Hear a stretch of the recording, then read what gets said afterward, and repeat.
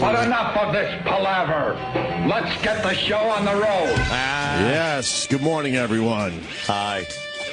Hi, everybody. Of course, we got to do something right off the bat here. Give me a moment. Oh, wow. Right off the bat? Right off the bat. Oh, Jesus. Da-da-da. Sox go boom. They went boom. Playoffs now. Valentine fired. Fans cheering loud. Loud they were. Fenway Park. Big Papi. Well, Big Papi, yeah. Play is back with Gomes and Napoli. Oh, yeah. Pitching staff with Lettuce K's. Oh, yeah, he was and good. our bats go pow, pow, pow. But there's one sound that we all know. What was that? Oops. Uh-huh. Oops. What Got too happened? excited. I was drumming along. Oh, and the DVD, the CD skipped. Yeah. Broke it. Wow. But we all know what it does. What do the Sox say? Win, win, win, win, win, win, win, win, win, win, win, Oh, win. boy. Beer, beer, beer, beer, beer, beer, beer, beer, beer, beer. My drumming was good, too. Green monster. Should we start over? Oh, Like, boy. he just got so excited. Oh, no. Yeah, it's... Okay.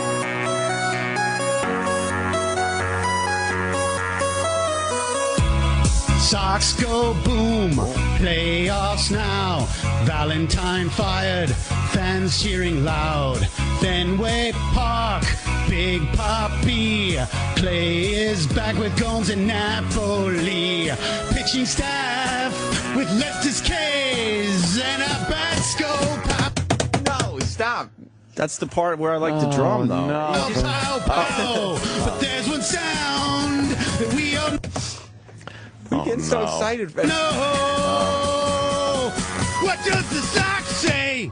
Win, win, win, win, win, win, win, win, win, win, win, win, win, win, win. What does the Sox say? Beer, beer, beer, beer, beer, beer, beer, beer, beer, beer, beer, beer, beer, beer. What does the Sox say? Green, green, green, green, green, monster. Green, green, green, green, green, monster. Green, green, green, green, green, rawr. Green, green, green, green, green, monster. Now go home and get your fucking shine box. Okay. Save it for the field. It's time to rock. Save it for the field. It's time to rock. Red Sox. I couldn't stay up. I wanted to see the final out. I just can't stay up. Yeah. I actually watched it. Did you? Yeah, I Yeah. forgot it was on.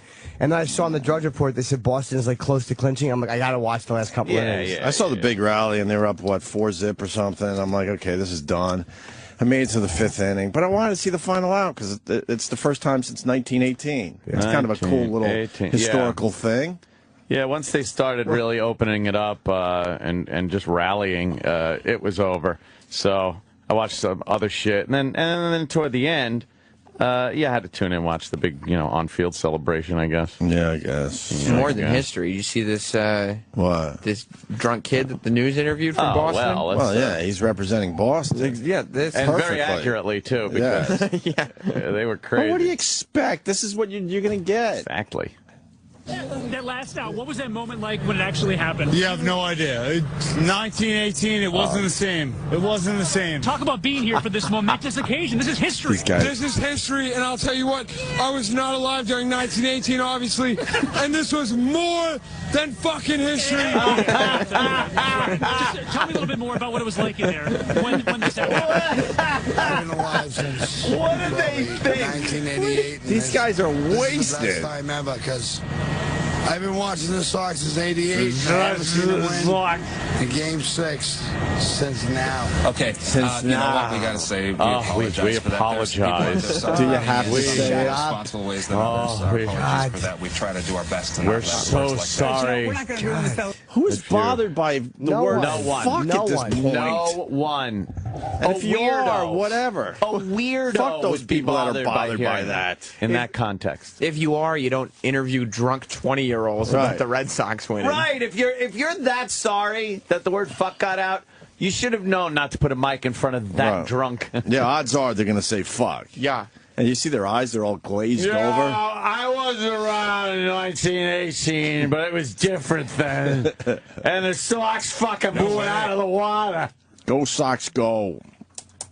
They did. Congratulations, Boston.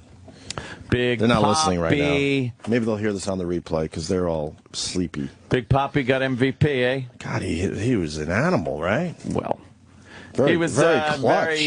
very clutch, yes, as they call it, clutch. They didn't really need his bat yesterday. No, they were walking him They a lot. walked him a lot. I saw that. Because he fucking, he's hitting in the series. Holy shit. Yeah. Yeah, you know, I tuned in, and then right before they clinched, I put on the old Boston area police scanner.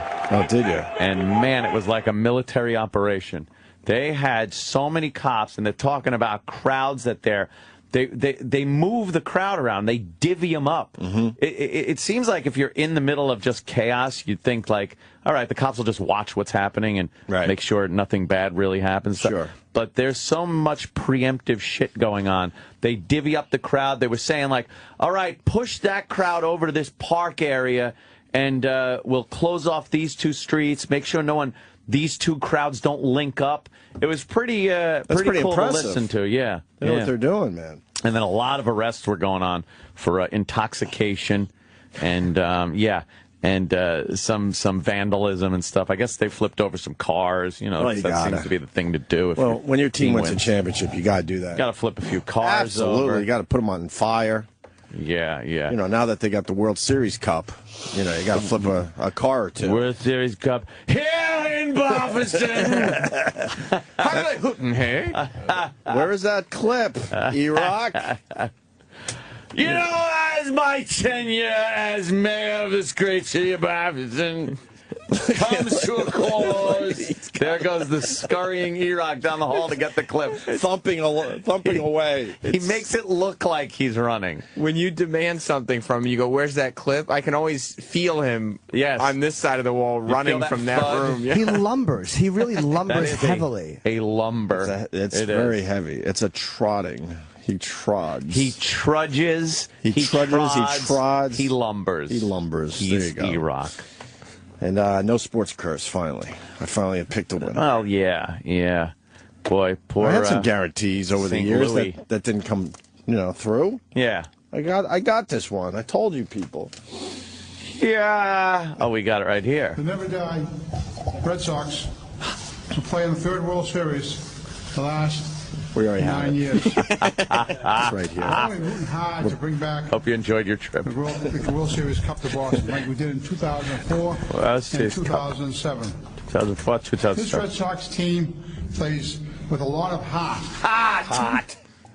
This Red Sox team plays a lot hot here in Boston. Hot. The pride we feel here, Boston. The third World Series the last 9 years. Well, I'm rooting hard to bring back Harry hooting hard. Series Cup to Harry Boston. hooting hard. 2004 Let me hear and that part again. 2007. Harry hooting This Red hard. Sox team plays with a lot of heart. Hot. And some cold sometimes. Harry The never die hooting Red hard. Sox will play in the third World Series Yes. the last 9 years. Yes. Well, I'm rooting hard to bring back the World Series Cup to Boston like we did in 2004 World Series Cup. and 2007. This Red Sox team plays with a lot of heart. And some cold and sometimes lukewarm. Right.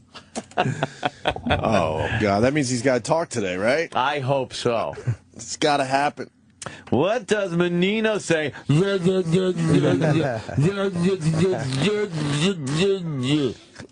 the bit. Yes. That's the bit right What there. does Menino say? I don't know, no. Hey, he is a marble mouth old fucker, isn't he? Yeah. That's right. So there you go. I guess that's today's show because that's all that's happening. Red Sox won the World Series. Red Sox. We could go home now. Yeah, that's it. Good night, everybody. Or we can move into the NFL thing. Where's Travis? What's going on there? Well, what's going on is the NFL's not backing down from the Redskins thing. Which I like. And they're trying to get this taunting rule passed. taunting. Who is bothered by taunting? Yeah, how many players are coming forward and saying, you got to do something about this? I'm so upset when someone taunts me. Who are they doing this for? I have no idea. And don't say the fucking children. Who are they doing this for, Travis? I know in the NCAA, if you taunt like this, you know, this play from, which game was this? This was the Seattle game on Monday. Yeah, okay. Seattle. Give us the details on this play. I don't even know the play. I mean, it was to be just, honest with you. it was just a touchdown run, and you start taunting. He started taunting at like the 20 or the 15. Awesome. He's waving goodbye as he's running the ball into the end zone. It's the greatest thing I've ever seen in my life. As a sports fan, I love that. Yeah. Especially if it's two teams you don't give a fuck, that's going to keep you interested when you see stuff like that. Sometimes it doesn't work out. There have been clips. Of course. It's even better. Leon Lett, one of the most famous. Leon Lett. In the Cowboys' victory 20 years ago over the fucking, he's holding the ball out and Don Beebe smacked it out of his hand before the people that should, you know who should reprimand him is fucking coach. Right. Like say, what the fuck are you doing? You could drop the ball. You could, but for the NFL to come forward. If I was a coach, I would be all about just do more of that. I love it. You like that? Yes. Even if they drop the fucking ball. Like but who's crying over that shit? It can't be the players. No, of course it's not the players. Snow-filled field. The NFL, where they know these guys are getting brain injuries. Yeah. But let's make sure they don't taunt when they run for a touchdown. Yeah, it's the same thing when they make ridiculous like you can't spin the ball. Right. That's a penalty. They're putting these guys in real danger. Like later in their lives, they're gonna have major fucking problems. But let's make sure when they make a really good play, they don't taunt. You know, I guess the NCAA, though, if you do that shit, I didn't even know this, they take the touchdown away, which is ridiculous. You score. What the fuck? And now they're hinting that the NFL might do just the same. They're going to look at it. They're going to look at it. Yeah. It's, that's kind of... That was the wrong one, Sam. Yeah. Sam doesn't know what Does anyone know why they're doing it? I just want to point out to the young lady that she hit the wrong Leon Lett dropping the ball clip. Does anyone know why they're doing this? I don't know why, but I think it's just like, why not? The NFL wants some weird, classy league. Fuck that shit. Meanwhile, Brett Favre's talking about how he's worried about his memory. Right. And he's only, 45 years old? 45, and he completely forgot his daughter playing soccer. And you notice the NFL didn't make a comment about that. Yeah. They ignored that, but let's get into this taunting issue. Yeah, let's make sure people don't wave bye-bye as they're running for their touchdown. You could get a conclusion of the brain. Yeah, who does it bug so much that they're like, we got to do something? And the other person goes, yeah, I agree. Like, who gives a fuck? I don't know. It's this ridiculous society we live in now. Because it really is like self-imposed. It's not like there's some group saying, like, this is mean. Right. Or something. They're all men. Every member of the San Francisco Fieri Marys is very upset. I think even Troikman. I think Troikman's okay with this, too. Yeah, but I mean, Troy Aikman, we all know what he is. Troikman. You want to apologize for that? No. Wow. Good old Troikman. Oops. So great. Was that the clip? Let me see that. He's fucking running into the end zone. Yeah. See, you could get fucked if you do some of this stuff. Like, that's why this is great. Shit, I got this, motherfucker. Oh, man, is he lumbering down the field. Fuck you. He's like, where'd he come from? Oh, come on. And now he's trying to argue the call, like, wait a minute. I was just fucking around. Got him on like the half-yard line, I think, right? Dallas, had that not happened, they would have scored 59 points, which would have been the most in Super Bowl history. Oh, shit. That cost them the fucking most points in Super Bowl history record. Right. Damn. Come on, ref. I'm going to look like an asshole. Ref, you got to help me here. Is that the play? I don't know. Oh, it's one of them. God, then he's had a few. 77, I think they have. I love the old NFL films. We saw it before with the snow. Ow. Yeah. The end zone. Now he's on his feet. Fucking idiot. The play has been ruled as a fumble in the field of play. The fumble went forward through the end zone and out of the end zone, creating a touchback. Buffalo's ball. First and 10. Oh, my God. Embarrassing. Does he look like... down to celebrate at the 5-yard line, and when he did, Don Beebe, it's let time, baby, stripped it away. Beebe is the fastest Buffalo Bill. And what if he had just run all the way, would have had the touchdowns. He's already celebrating. a great was a close call right at the goal line. Yes, it was. And Leon Lett, he's kind of acting like, where'd he come from? The sideline? He couldn't have caught me. In fairness to Lett, he might have made it from that angle. It looks like the ball might That's have hilarious. hit the goal line. It's great. It's more than just a fumble. He must have just looked at He must have just looked at that ball. I'm going to swat that fucker right out of your hand. And that was such a cowboy fucking trouncing. It probably was unnecessary to taunt when you're fucking 52-17. You just look mean. Yeah. Yeah. Let me go to the phones. We're trying to get the answer. Who the fuck is bothered by taunting in a football game, especially? German, it says. It's Jermaine. How you doing? Yeah, all right. Well, they spelled German. The goddamn Germans got nothing to do with it. What's up, buddy? You're calling from Long Island. Yeah. What I found out from TV is the NFL is just looking at their sponsors. You know, they get big bucks for things like the Super Bowl for those commercials. Right. And it's more of a business decision for the NFL, thinking that the stupid taunting that goes on in a pro football game could actually hurt their business that way. That's probably it. That's great. But, but they all know, this old gag, but they all know, what happens when people drink beers. Right. Yeah. But let's ignore the downside of that, right? Yeah, the drunk driving accidents don't seem to deter their fucking business decisions. And Of course. You don't think that Red Sox fan would taunt anybody in that inebriated state? Come on, he's great. Fuck. Exactly. I want my sports to look like that. Taunting. I don't like sportsmanship. Yeah. Nice little handshake every once in a while, that's fine, but fuck, say how great you are and how great you did. Yeah, that's big business for you. Big puppy. All right, brother. Thank you. All right, punch it out. Take care, guys. So that hit yesterday. That clip's everywhere. Bunch of fucking Yeah, like there's already a pussies. penalty for taunting, but it's enforced after the touchdown. They don't take the touchdown away. And to take a touchdown away, what are you talking That's about? The crazy. guy, the guy scored. It doesn't matter how he scored if he was following the actual rules. You can That make could some be- weird rule that they have to now follow. That could be the worst penalty in football. Like, that would be the worst thing possible. Worse than any fucking yardage penalties or Of course. fucking... Yeah. Like, they're taking away points. These guys get really excited when they make an amazing play. Yeah. And then they got to... And they're not too bright. You got, you gotta... You want people to control their emotions in a situation like that. That's just ridiculous. I mean, we've already lost great touchdown celebrations. I know, man. That was fun. Yeah, of course it was. It Half wasn't those guys hurting look like anybody. idiots. Yeah. And you would laugh.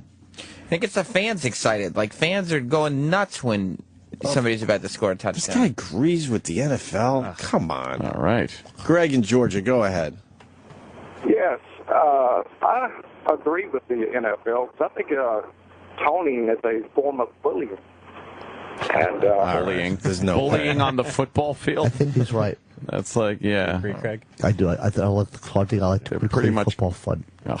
You just want to hug everybody. Football fun. They're pretty much hitting each other and hurting each other. Right. But that's bullying. Yes, they're killing each other on the field. Nya. Greg, you're obviously bullshitting us. Yes. Right?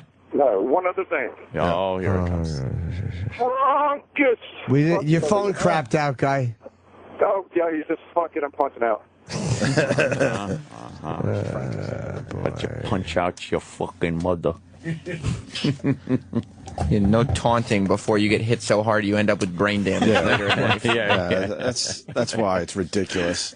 The NFL got away with murder when they had that payoff. They paid what, $700 million? They said that was like a joke to get all that brain shit to go away for a while. Yeah, I mean, none of those players are going to remember getting that money anyway. Exactly. They'll start eating it. Let's talk to Brett Favre. Which way did he go? Which way did he go? He's all fucked up. Chunks of his fucking life. Did he get hit that much as a quarterback? Sure. Fuck yeah. He was an Iron Man. Yeah, he was one of those hittable quarterbacks. Yeah, he would rarely miss a game, obviously, and he wouldn't come out of a lot of games. not the prima donna types that fucking, right. Not to hit. They're fragile. But what did he say recently? He doesn't. Tom Brady. He doesn't remember his daughter playing soccer. Playing soccer, yeah.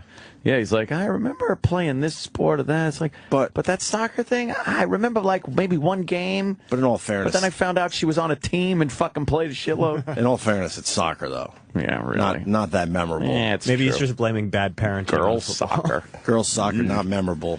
You got kids just running around. They don't know what the fuck they're doing. Exactly. He also sent out a photo of his genitals with shower shoes in it. That's true. Now we understand. I bet he doesn't remember that. Yeah, but people don't let him forget that one. No. No. That was embarrassing. Sure was. Oh, boy. Well, happy Halloween, everybody. Yeah. It is Halloween. Yeah, that means sitting on the couch, trying to, have a nice afternoon, and being interrupted every fucking couple of minutes by the doorbell ringing. Just don't answer the door. You can't. Then they fuck your house up. Do what I used to do when I lived in Huntington. You just turn off all the lights. That's another thing. It's like you turn off all the lights, and we used to turn the TV in such a way that you can't even see the TV that is on through the windows. Yeah, that doesn't work. I didn't want to deal with it. They come up to the door. They know I'm in there. Just leave the bin outside with one of those take one signs. You know what? If it was just kids from my neighborhood, I would do that. But you know what they do. The blacks? Yes. There are certain more no white kids do this? underprivileged, of course, areas of Long Island and around the area that I live in Nassau County. And the parents, I guess, or parent, whatever, grandma, whatever, tends to drive to these more they bus them in lucrative areas. Yeah, but we used to do the exact same thing. We would find the rich neighborhoods. Yeah, so when we were growing up. Hidden Lake. You remember, right? We'd go to Hidden Lake or I know. I hear you. We would go to a couple towns over, knowing that it was a little better. And if someone was stupid enough to leave all their candy out, and you were one of the first to get there, you took it. Didn't matter what color you were. I was taking it, especially if they had good shit. Yeah. Well, I like Smarties. Smarties. I like Smarties, though. You picked a bad one. Smarties hurt. I like Smarties. They make your the back of your mouth. No, you don't. Hurt. You don't bite them. You just kind of. You let them dissolve. Come on, everyone knows whole that. Fucking. Yeah, taking the entire bin is not a race thing. I don't think so at all. That's a teenager thing. You take the stool that the bin is on. You just take everything. I can only go by what I've seen. And I knew whenever I would see one of those take one bins, as I'm walking up, I'm like, well, there's no candy in here. And there was never candy. Of course. It was already gone. Of course. Never first to the So then, scene. of course, you got to egg the shit out of their house. Of course. For not taking care of you properly. Well, I don't like feeling like I have to take a bunch of candy and pick it out and throw it in their bag. So I just kind of hold out a thing, big bowl thing, and let them pick. And of course, I've conveyed this story in the past of how this young African American child literally took his arm, put his forearm in the candy and just swiped into his bag. Nice. I think I was robbed. and he swiped like half the candy with his forearm into his bag. And I got to stand there and go, hey! I don't think that's a black thing. It was like Barney's. Yeah. Had to call the cops. Now old man Kumi is upset about Halloween and what blacks have done to Halloween. Oh, yeah. I'm a fist-shaking motherfucker on Halloween. It's so funny you mentioned Halloween. So my kid's not going to school today, and this is the reason. I just got a reminder email. And I'm going to read it word for word. Uh-oh, from the school? Dear parents, Happy Halloween. Ah, that's nice. Hey. This is a friendly reminder that blank school is a costume-free zone. Ew. This is what I'm dealing with. So please, save those great costumes for trick-or-treating later this evening. All the best. What an unfun fucking country to turn All into. the best. So that's why my kid is not going to school today. I'm not doing that to him. He knows today's Halloween, and he knows, you know, he's going to be trick-or-treating, and he can't wait to put his fucking costume on. Costume-free zone. A costume-free zone. It's a fun-free zone. And I've talked to the parents, and no one is into this. No. They're like, why the fuck are they doing this? And don't throw that religious holiday shit at us, because no one acknowledges that Halloween's actually a religious holiday. Yeah, no one thinks that. No one thinks that anymore. It's just supposed to be fun.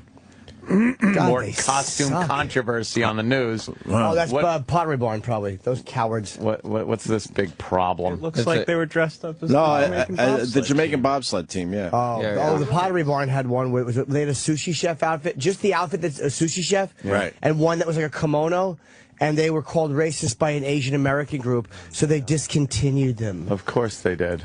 And there's another story I was reading about insensitivity. Because I guess at a hospital they were having a little party, and somebody dressed as Obama with an Obama mask. It wasn't blackface or anything. It was an Obama mask, and put him in a straitjacket. And they deemed that insensitive, and told every staff member in the hospital that they then had to attend diversity training. Oh my God. No, I'm not kidding. Sure. What does that have to do with Diversity diversity? training. I don't know. This is what we're Meanwhile, talking- It was the mental hospital guys that were with the Obama in the straitjacket were two black guys. So it was like, what's this diversity? but that's racist, though. It's so racist. It's cool if Bush has a Nazi hat on. Right. But You could dress like a Hitler Bush. It's unbelievable. That was fine. Eventually, all our kids are just going to be walking up to houses in their regular clothes. Yes. Yeah. Sure. Yeah. You dressed up as someone about to get a kiss. Oh, God. Hi, happy Halloween here at Dave Herman's house. You're going to get a prize. I think his lawyer's speaking out. We got to find out. Oh, that lawyer. Yeah, can you get that? Sure. The excuse is retarded. I got a second part to this. So I was talking to someone in my building about what I just read to you. Yeah. That's the reminder, but we've known for a while you can't have your kid go to school with costumes today. And then the guy just started telling me some of the dirt and some of the fucking assholes that live in my building. There's a lady that complained to this guy, and it's not even his job. Is she sure all that glitters is gold? There's a lady. Oh, very good. Shit, I should have got that one. But I guess somebody put Halloween decorations on their door. Uh-oh. And she lives on the same floor. Yeah. And she goes, you know, that's illegal. You're not supposed to have anything on your door. And then she goes, are they going to do that for every holiday? That's not right. I need to talk to someone about this. How old is she? I don't know. He didn't give me an age, but I know this much. She doesn't have kids, obviously. So she's bothered by this family that has obviously kids inside, and they put a couple dumb Halloween, decorations on the door. And I'm sure it's just basic shit, maybe a pumpkin or something. I don't think they went over the top. And she's losing her mind over that. She's a cunt. That's the problem. Yes. She's a cunt. Yeah. I hope And no she's one found with a says, Swiffer up her ass. too bad that you're upset. Yeah. Live with it. But I told this guy, I go, watch, a memo's coming soon that, they're going to remind people that you can't have decorations on your door. Because like we always say, the minority fucking rules. Yeah. Well, we respect Period. everyone's individuality. Yeah. And instead of blah, blah, blah. And then he told me about we another. really don't. Yeah. He told me about another lady. He goes, she had a leak in her apartment. So we're trying to figure out where the leak was. Yeah. So Kelly? That news bears. Nice. She had a leak, so she went and did it. So the guy's like, is the leak in the master bedroom or, I don't know, whatever, the other bedroom? Yeah. She goes, I would really appreciate it if you don't say master bedroom anymore to me. What? Because that brings us back to slavery and the time when there were Is she a black woman masters. or is she just a white lady? I did not ask that. I assumed it wasn't a black lady, by the way. A massa bedroom. That's what I call mine. So she has I a sleep problem there. with the term master bedroom. That's crazy. People are losing their fucking minds. You live in a crazy building. I don't know if it's crazy. I think it's we could take calls. I right guess now. master's degree should probably have a problem with that. They should change that. I'm not the master of Insensitive. Yeah. Well, I think they actually did change the. You know how you can slave together? Yep. Things like hard drives and whatnot. They changed that because they didn't like the word slave being used. It's fucking astounding. Language police. It like when I hear this, I feel it from the bottom of my throat to my stomach. Like it's a Where the physical cum reaction. No, I didn't say on my face and in my hair. It makes me so angry. It's like sometimes I don't want to be. I just can't be funny. I just want to just yell dirty things. I just can't believe it. I can't believe this shit is real stuff. And it's become it's the norm now. Like we got a letter from my daughter's school saying that she could dress up for Halloween. Ooh, I know, and nice. I shouldn't be actually surprised when I get that letter. Right. You know, but I was. Yeah, because I was expecting her not to be. Right. But no one speaks How do you tell a 3-year-old he can't go to school in a costume? That's ridiculous. Because you know how excited everyone in my daughter's class is they to all dress know. up for Halloween? It was always so much fun. Think back, you know, going to school when you were a kid, dressing up. Oh, it was great. And if the one kid doesn't dress up, guess what? The parent has to talk about it with their kid. Let the kid feel left out. What are you going to do about the kid in the wheelchair? Nobody can use their legs at school. We have somebody who's in a wheelchair, so everyone has to hobble around or crawl on your stomachs. Enough already. There was a story in Park Slope last year where God, they got to change that name. Oh. That sounds more like a mean order. I always notice they can't park. Where a bunch of parents wanted the ice cream trucks to stop coming around because they didn't want to have to deal with their kids not being able to get ice cream. They didn't want to have to tell their kids, no, you can't have ice cream right now. So no one should have ice cream. Because they can't take Because nobody wants to tell no, and nobody wants to say no. They can't be responsible enough to say, no, you can't have ice cream right now. Can they just maybe teach, maybe? Yeah. Just how about like parent? schools. How about schools teach? Hey, there you go. There's a novel fucking idea. Instead of wasting so much energy on this political correctness bullshit, how about we put kids through school so when they pop out the other end, they could actually read cursive. I heard they're not teaching cursive anymore. Did you hear that? Someone told me that they are not teaching cursive anymore. Well, I've heard that. It's the dumbest thing ever. What, cursive or? Yeah. I don't know if they need it. I'm just saying that they're not teaching. It's a discipline thing. It's a mental discipline. I've been block printing my ass off ever since I was a little kid. I write cursive, but not well. I got sloppy. No one does it well. It's faster, though. I write in calligraphy. That's what I do. It takes 20 minutes per letter. I like to put heart over my eyes. I read an article about like how people aren't going to be signing I wrote the article. Oh, you did? Yeah. Oh. That's good. Go ahead, sorry. People aren't going to be signing their names eventually. Why is that? If you're not learning cursive, how are you going to sign your name? Oh. Big X. Plus, you won't need it with, what do you need? Fucking fingerprint phones. Who are you? Boop. Oh, okay. That's you. Oh. Yeah. Let's say hi to Chris in Pennsylvania. Hello. Hey, how you doing, guys? Hey. Hey, my last name is Coon, C-O-O-N. Oh, boy. Yeah, exactly. And at work, everybody's last name is on their mailboxes, except for mine. Somebody complained, and now they use my first name. First name is Nigger. No, his first name is Amma. And they can't call me, my nickname is Coon Dog, so they can't call me that at work anymore. But it's your name. Well, that is how bad it is. What you should do is funny, but dude, why don't you complain and say that you want the same treatment as the other employee? Like, yeah, right. Because people take this shit. Equality. Nobody speaks up. Yeah, I speak up, but what are you going to do? It's a big company, you know? Yeah, that's my last name. Need the fucking job. Yeah, exactly. Exactly. Yeah, no, I don't want to see you get fired, but I mean, there's a way to speak up. And yeah, that's true. I don't want to see you get fired. They make child pornography props. Hey, punch it out, guys. Have a good one. Sure you are. See ya. All right, Coon. Let's say hi to Tommy in Jersey. Tommy. How's it going, guys? Boy. Well, a little tired. I work for a school, and we have these workshops, and they showed us this one game called Asoko, and an Asian group complained, so they had to change the name. Because Aso? Asoko. Asoko. I'm too Asian.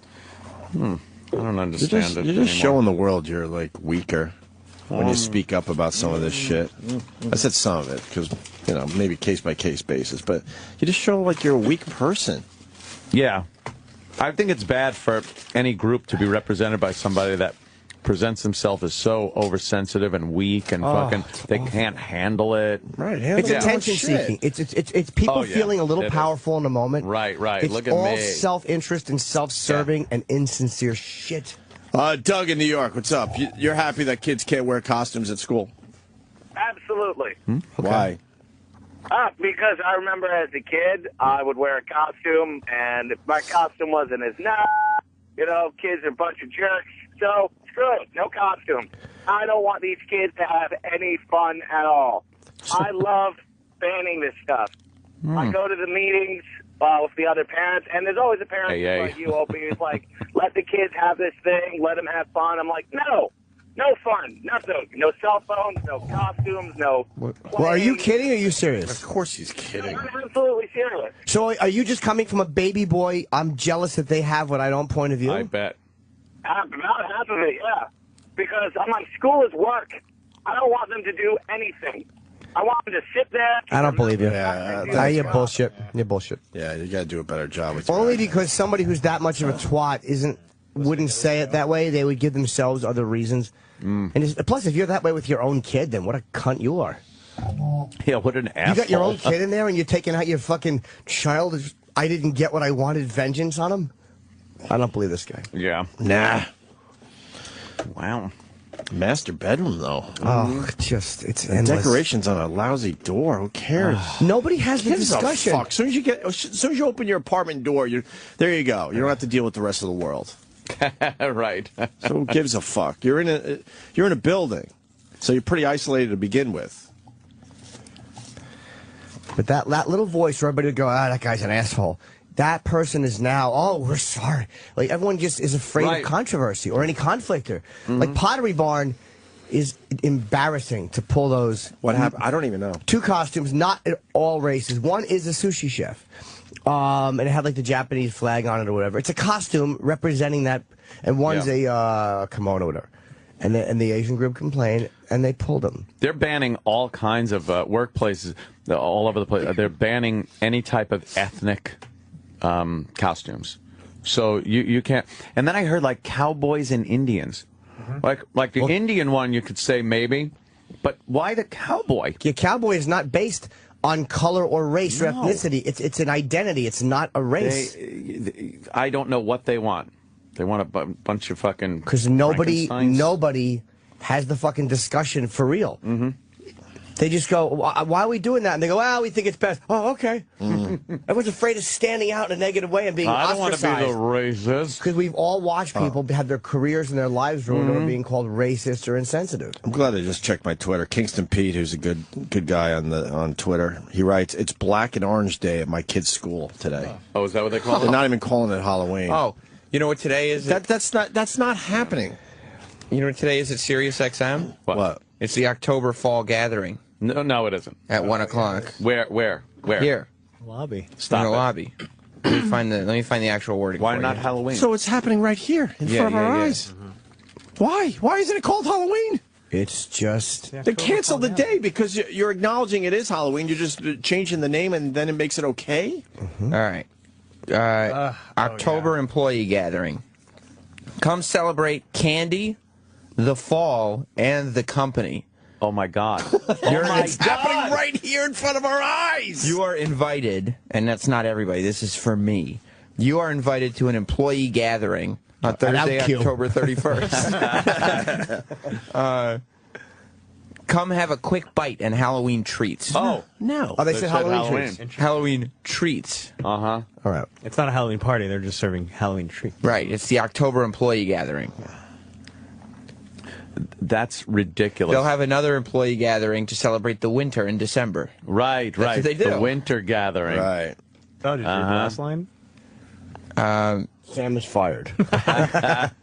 This is a great opportunity to get together with your coworkers and scare or surprise your coworkers with your costume. Oh, see, so they want you to dress up, huh? Scare some people. That's good.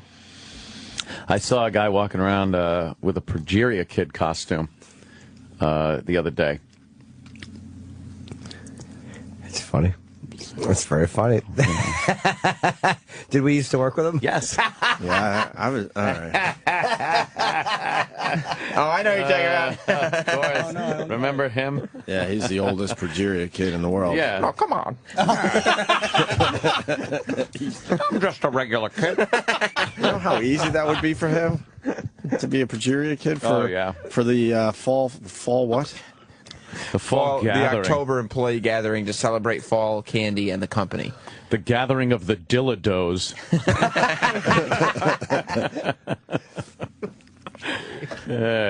Fucking. What is that? What meeting was held for the wording of that? We're all guilty. We can't man. put a Halloween party. We're all guilty. We're allowing this shit. Oh man, it must have been a bunch of meetings. I will accept no responsibility. I have been yelling and screaming about it and twittering about it, and that's all you can do is speak up. You can't make it happen. Right. I accept zero responsibility for this fucking dog shit state we're in. So I guess we're supposed to all be the exact same person eventually, right? Is that where we're heading? But no, but they like they say they stress diversity and individuality. That's all but they bullshit. don't want it. Yeah, it's bullshit. Complete bullshit. I just don't know what the basis is. Like, is it a legal thing? No. It's, in a company it is. No. Yeah. Or maybe even a school. You know what? That might be it. Some fucking parent probably sued. They didn't want to tell their kid, hey, we're uptight or we're Jehovah's Witnesses and we don't believe in God, whatever it was. Right. And no school wants to deal with the legality of it.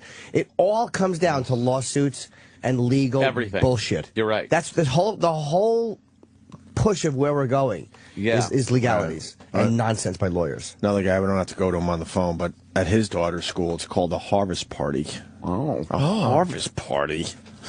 A haggis party. Yeah, it's always fun. Leave your pants at the door. Creep. Why can't you just put out an email saying, hey, man, today... Happy Halloween. I want to remind people today is Halloween, and I also want to remind you that kids will be showing up in costumes, so if you're one of these lame-ass fucking parents that don't want your kid in a costume, you might want to keep them home today. Stay home. Why? Because it's one kid. It's two kids, maybe. Yeah. So the whole classroom has to suffer? The whole school has to suffer? And anybody who gets made fun of for having a shitty Halloween costume gets made fun of for having shitty clothes every other day of the year. Right. Yeah. You're not supposed to say the TH in clothes. Yeah. Clothes. No, you don't say clothes. Say clothes? That's how the word is spelled. No. Yeah, exactly. A lot of things are spelled. How do you say clothes? Clothes. Just clothes. You don't say clothes. You say clothes. No, you don't. From cloth. No one Maybe if says you're from clothes. London. Clothes. Costume. Yeah. Clothes. Piak. It's like you don't say dowkey, you say douche. Yes. Very good. Clothes is what you do to a door. Do you say often? Yeah. You're not supposed to. Yes, you are. It's a silent T. Often. It's not silent. It is silent. No, it's not. Often. Absolutely. Often is not. Do you say psoriasis? That is a silent P. You say psycho. Psychology? Yeah. Yeah.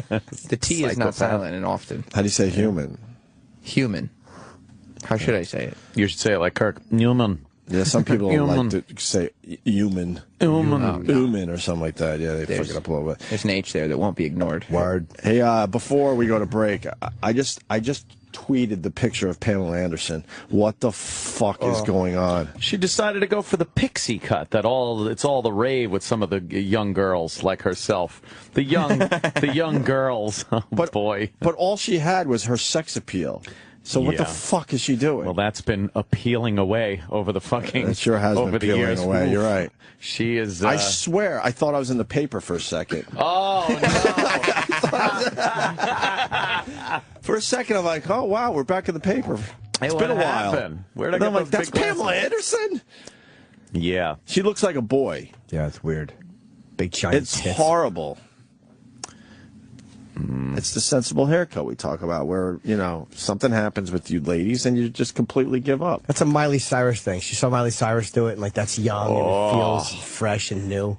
Miley Cyrus is so much younger. On a broad her age, though, that's that kind of that, oh, it's just so much easier in the shower. Right. We've talked about this over the years, how women, they're married, they get a little older, and then they just decide to fucking look exactly like their husbands. They just cut their fucking hair off, start wearing like stuff that isn't the least bit sexy, because it's all convenient that way.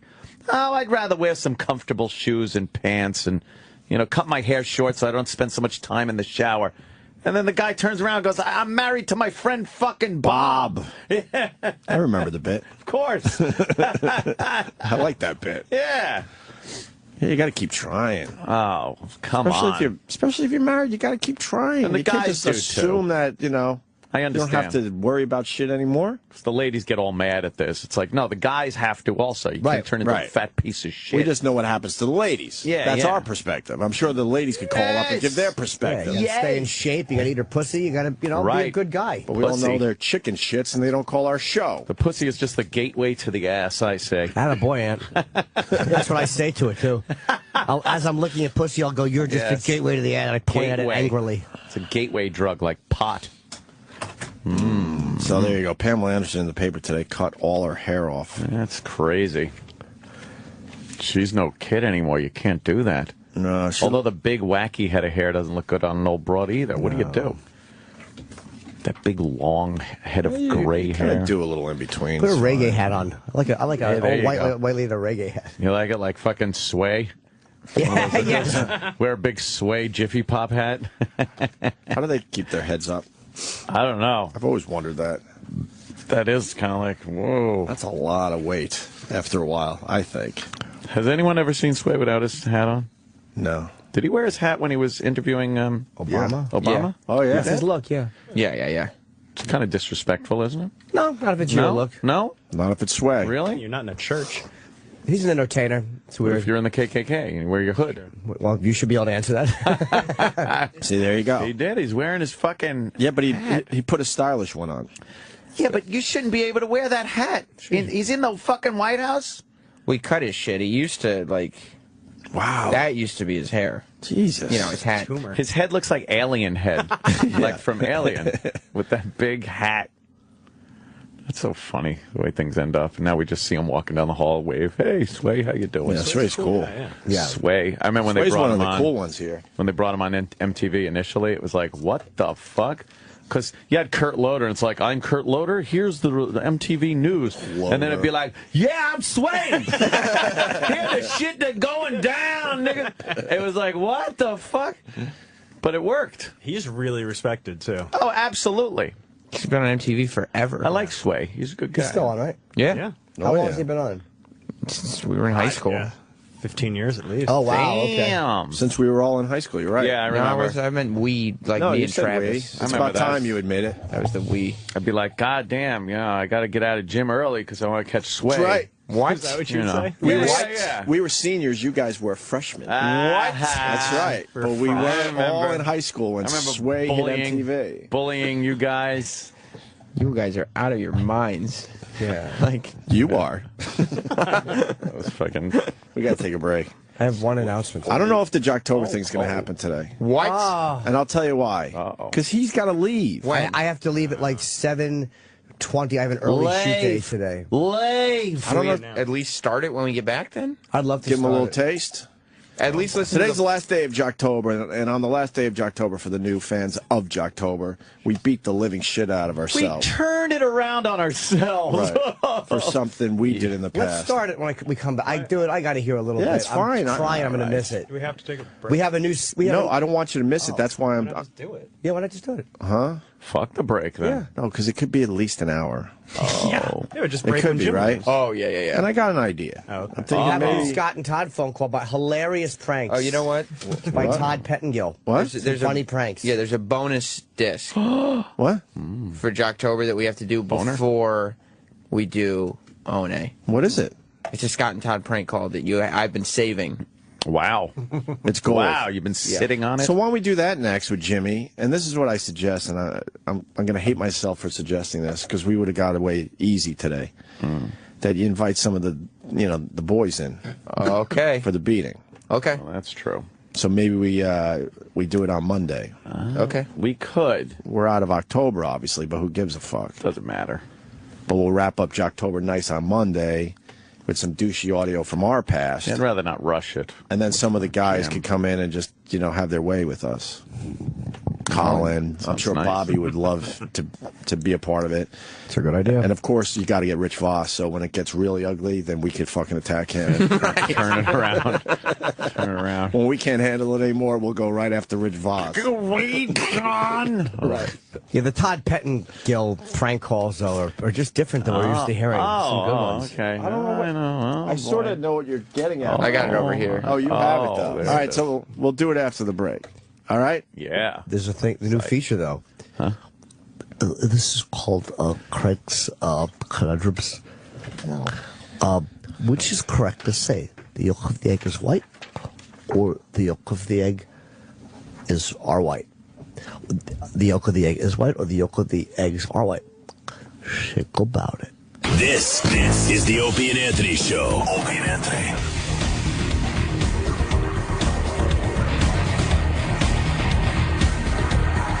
Oh, what's this?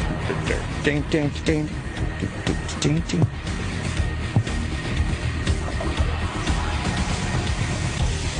Yum. Happy Halloween. Happy Halloween. I don't know, guys. Happy Orange and Black Day, Yeah, Fall Orange and Day, Black Day. Autumn Festival Day, Harvest Day. Harvest. Yeah, on Harvest Day in Boston. We thank the Lord for delivering our Boston Red Sox the World Series Cup. Has he talked yet? God, come on. No, make a Menino? statement. Make a statement, Get it out please. there. The city's waiting. Mm-hmm. Anyway. Yeah. So, what are we doing? Because Jimmy's leaving. What happened? We have a bonus Jocktober? Yeah, it's a bonus Jocktober. It's a special Scott and Todd prank call. And then you're going to give me the our audio just to give the people a taste before You we want a set it taste up. today? Yeah. Set it up proper. Yeah. Proper. Oh, excuse me. We rushed back, so I'm still digesting food here. Jimmy's got to go in a few minutes. He has an early shoot today. To be a big star somewhere.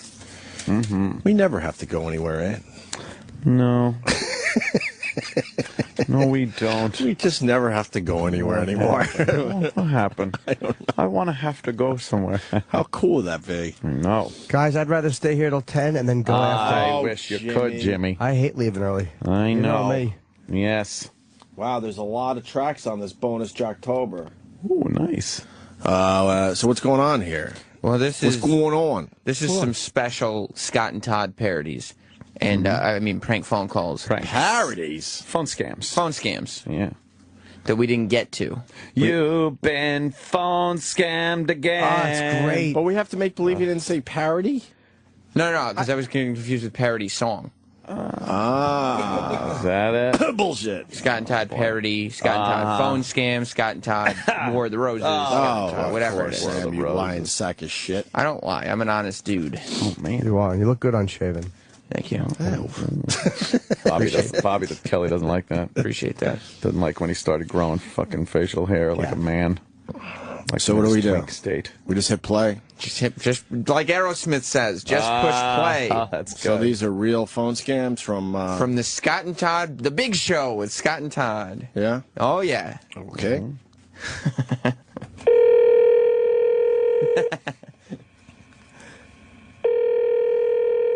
Hello? Hey, is this Mr. Yes? This is Dr. McFeely Boobs. Yes? Your medical results came back.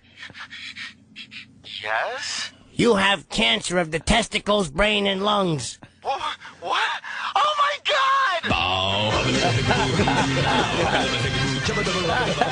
That's terrible. This was, I think that was Wednesday's show. They're getting a Wow. little Yeah. edgier It's a little with fast. these. They're That's, listening to us. They're getting a yeah. little edgy. Wow. Little fast pranks. That absolutely sounds like a real prank call for once. Yeah, of course. Right, it was, I think. Yeah, it was very genuine. That Dr.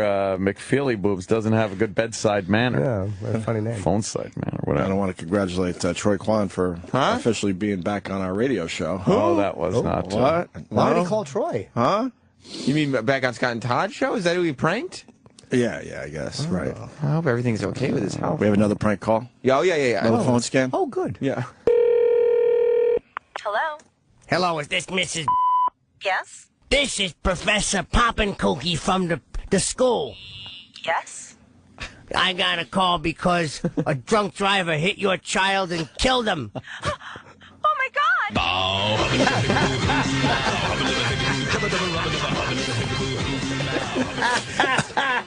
Oh, we're finally laughing. Oh, now these are good phone scams. That was from the middle of October. I've been saving Wow, that you one. sat on Yeah. that one for a while. Nice. Damn. Yeah, another one. one. Hello? Hello, is this Mr. Yes? This is Police Officer Booby McCoppergun. Yes? Your wife was raped and hit with a brick. Oh my God!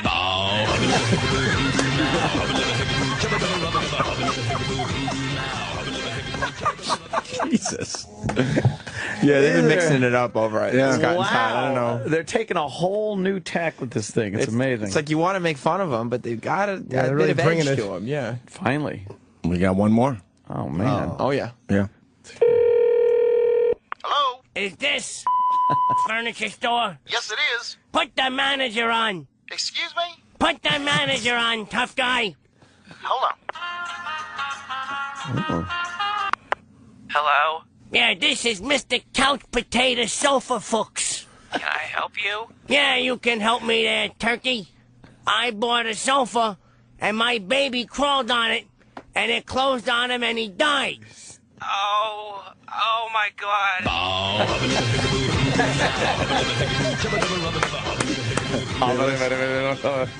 Wow, they're really very mixing good. it up Changing over things there up now. over there. Yeah, I like that. that's A little good edge. stuff. And they used to be, 4.5 minutes. Now they're down to about 40 seconds. Down real quick. Getting right to the point. Yes. I like the goofy names. That's my favorite part of any they're of really the phone funny. scams. That was the one part of the formula that wasn't broken. You're right. Sure. The Yes. wacky name. And You the want people silly to laugh voice. all Yeah. along when they hear the name. Sure. And, Right off the bat with the name. Yeah.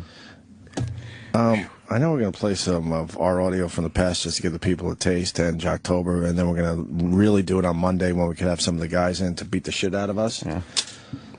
But I can't ignore the Guy Fieri fight. is Guy Fieri gay? What the hell's going on? Gay Fieri. Why would he fight with a hairdresser? His, not a hairdresser. His hairdresser. But It's his hairdresser. He's having a fight. I don't know. I don't know. I got to say, if you got a hairdresser, that's a bit mysterious. If you travel with a guy, it's a little weird. It's a bit mysterious if you have a hairdresser, period. Guy travels with him. Hey, dude, all he does is fucking spike it up with some shit. That's all you need to do. Right. It's not a woman that needs, Right. this fucking lustrous hair. It's not like it's like long and curly. Yeah. You can just do it maybe yourself. brown or something. Right. That's the type of hairdo you don't really need a hairdresser Where for. you got to maybe touch up the grays a lot. Right. Where the color makes a difference. Permit. Make the wig look good. Yeah, get the wig in place. Right. Wig glue carrier guy. Right. You're not talking about Guy. I'm just saying. Look Just any random dude. Oh. I'm just doing random dudes with hairdressers. Yeah.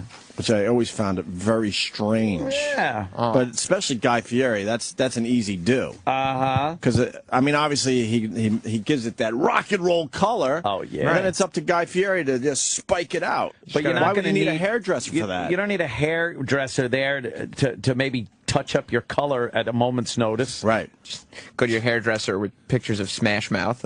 Yeah. Is he married with kids, Guy? Yeah, we met his yeah. son. His son's cool. Oh, okay. Trevor or Trent or yeah, we met Tracker or fucking. He's got one of those names. Troy.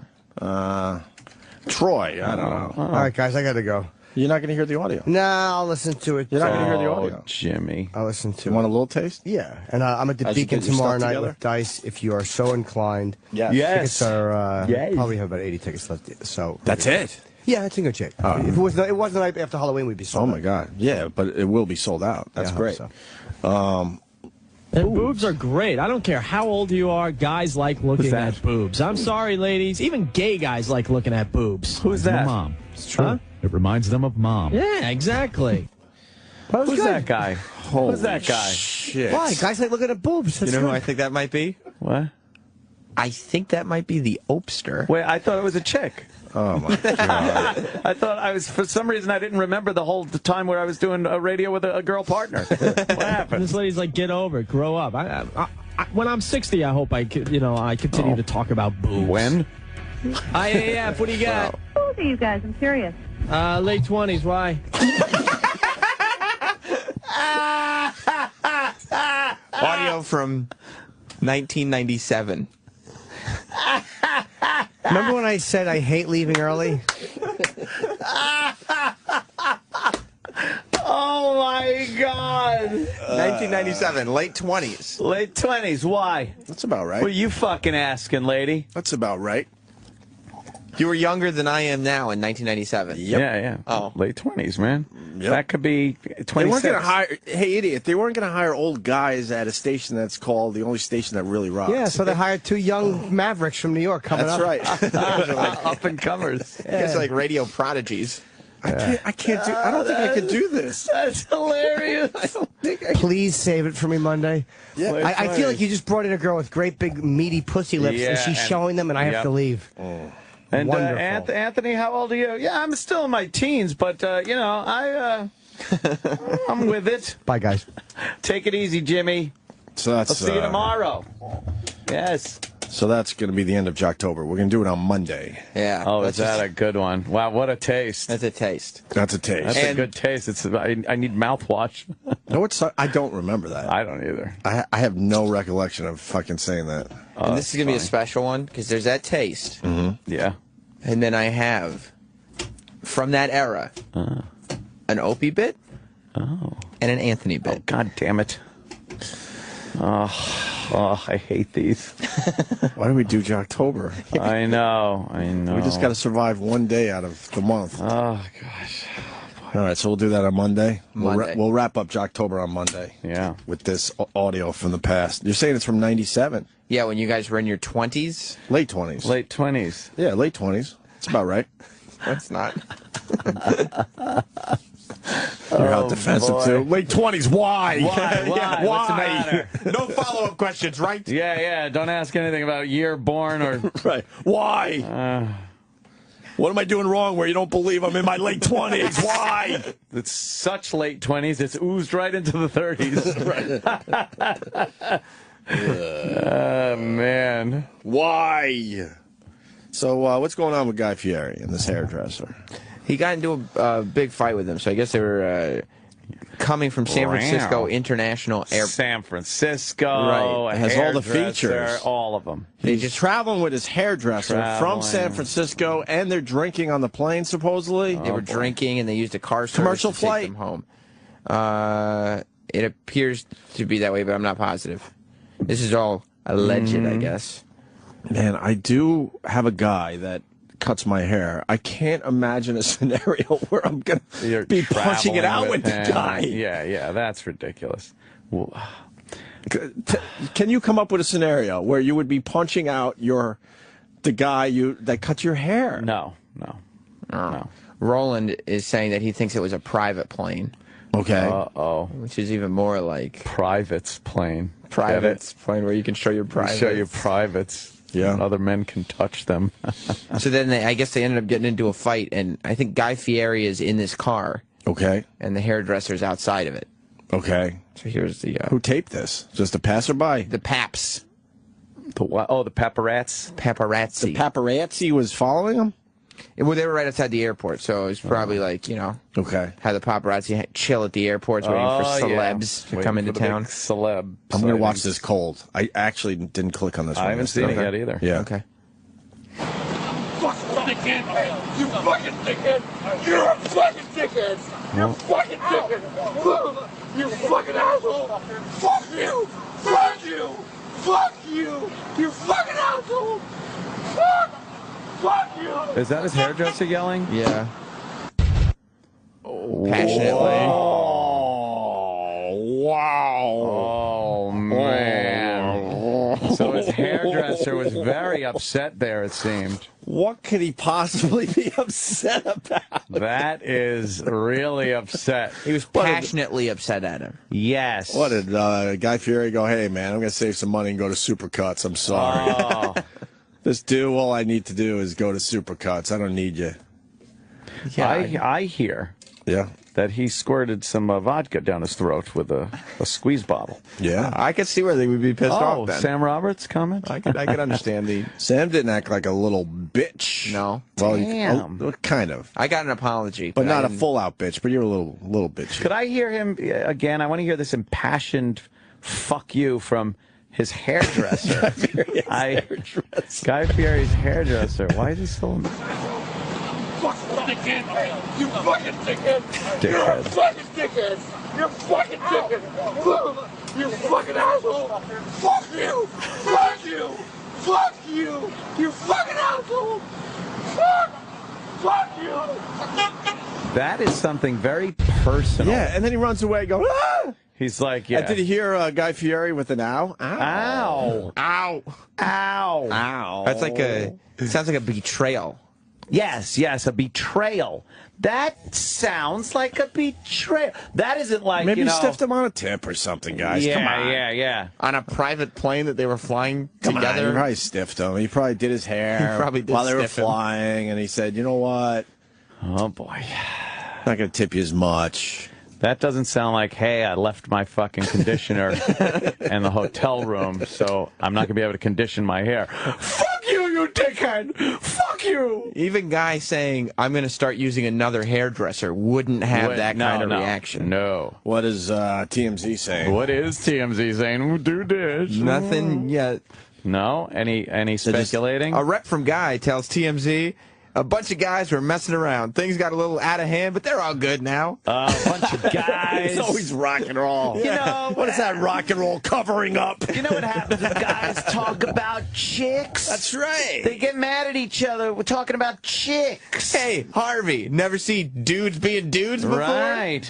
Weeping while calling someone a dickhead? Right. Fuck you! Saying fuck you? Wow. Weeping. He was weeping. There's some weeping going on there. Yeah, it was... Well, I'm just going to, no one wants to speculate. I'm just going to speculate. They were having gay sex, right? and it's pure speculation. It's just speculation based on what I'm seeing right here.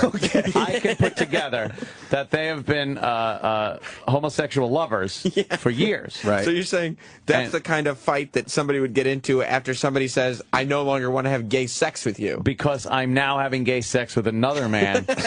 And that's the type of reaction you would get from the guy you'd been having gay sex with. And that guy just found out? Right. Just replace the guy with a girl, and then a lot of us can relate to this hell yeah. Can we get Guy Fieri on the phone? Oh, boy. He's a friend of the show. I don't see why I'm not. sure he'll take our call today. Yeah? Yes. Because this is all He'll explain. alleged. I'm sure he's got a good explanation. All right, cool. Call up the homo and let's... But then that guy runs away like, ah! He really did run away in a tiff.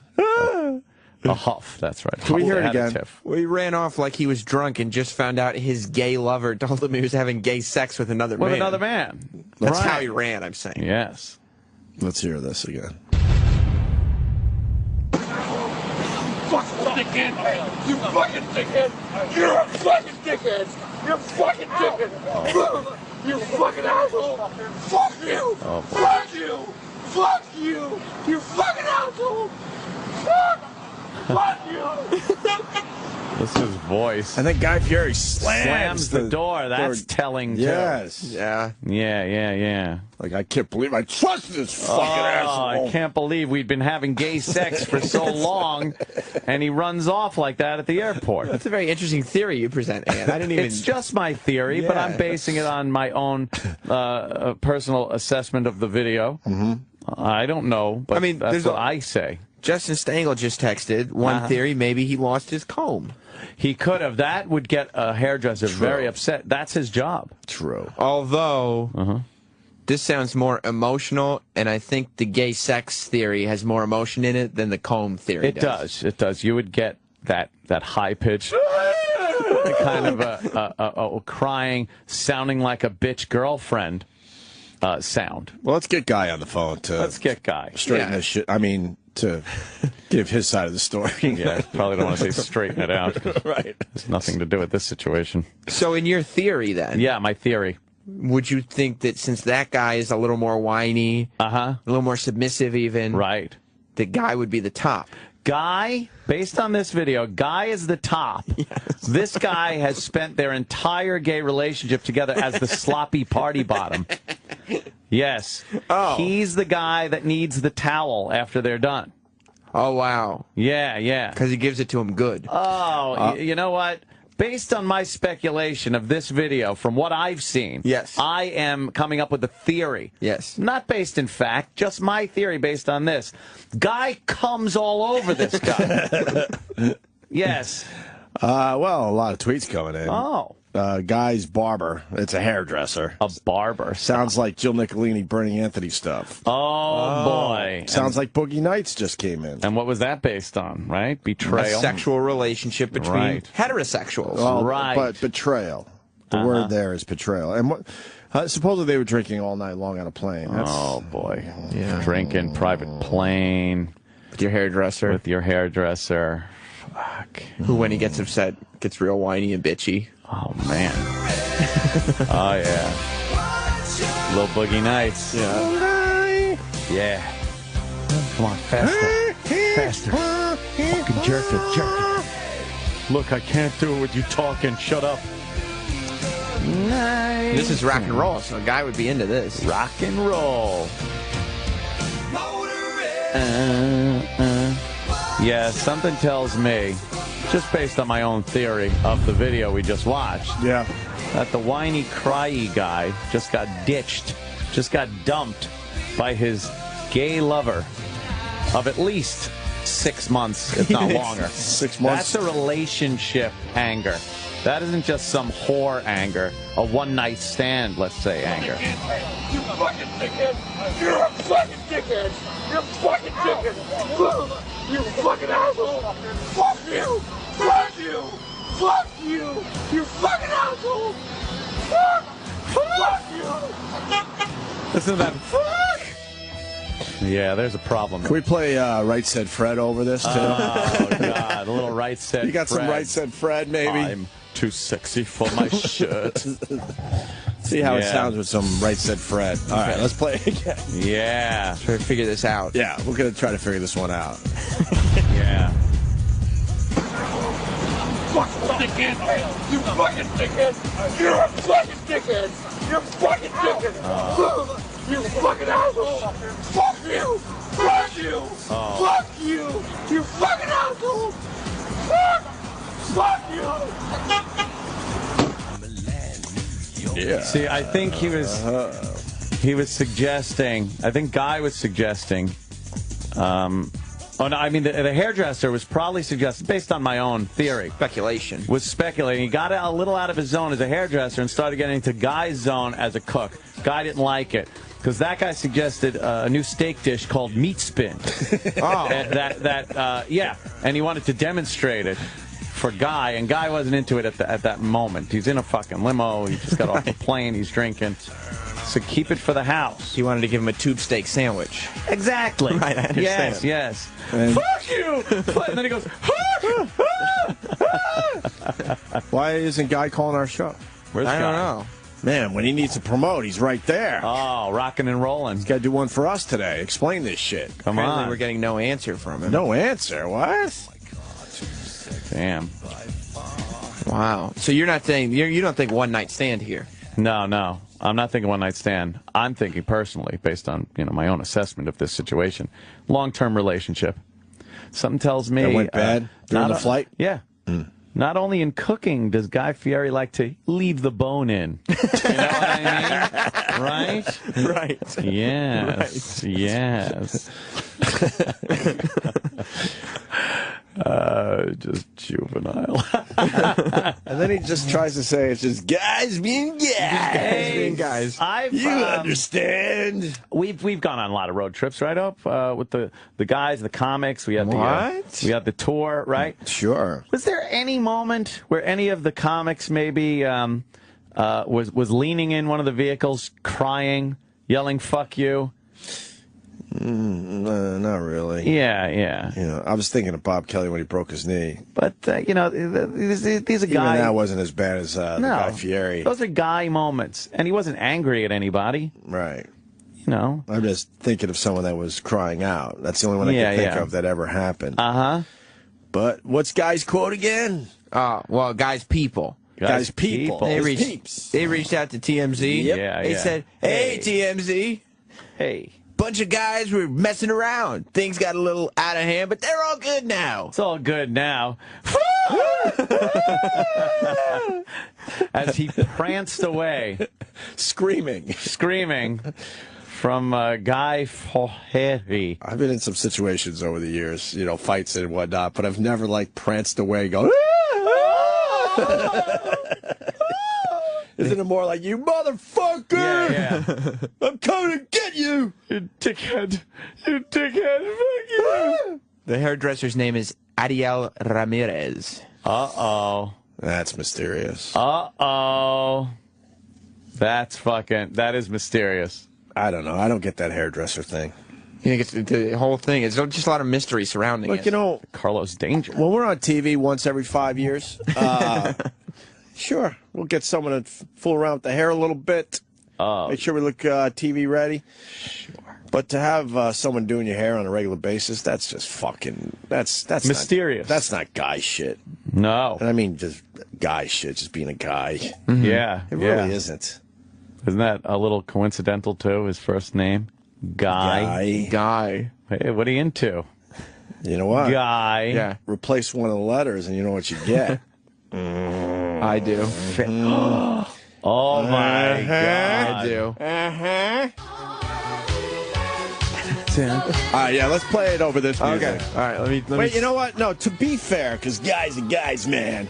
Let's play it with some rockin' song, like some, I don't know, Deep Purple or like, or even like Sabbath. What's a really good... I like Highway Star, Deep Purple. All right, let's do Highway Star. That's, just to be fair. That's and then we'll try It's Raining Men.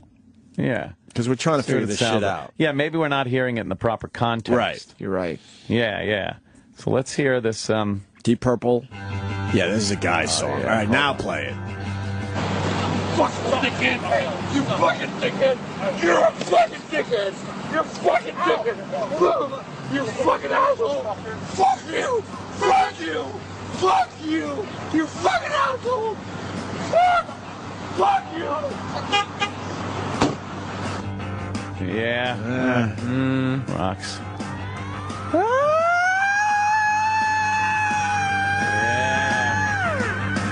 Fuck yeah.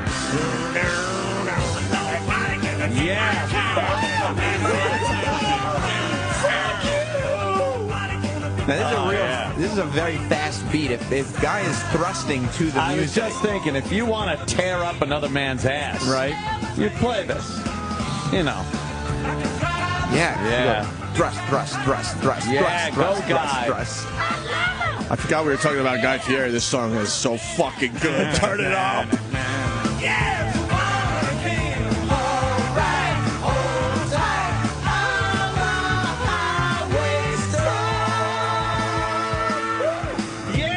Fuck yeah. How old did you guys say you were in 97? Late 20s. Late 20s. Yeah, I discovered this because my dad liked this classic rock station when I was growing up.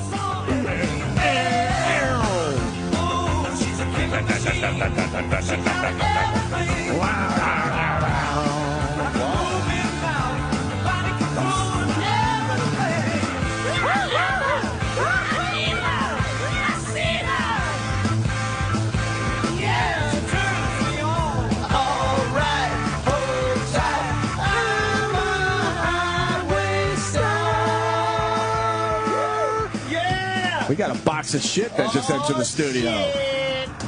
What is it? What is it? Kenny's frowning. Awesome.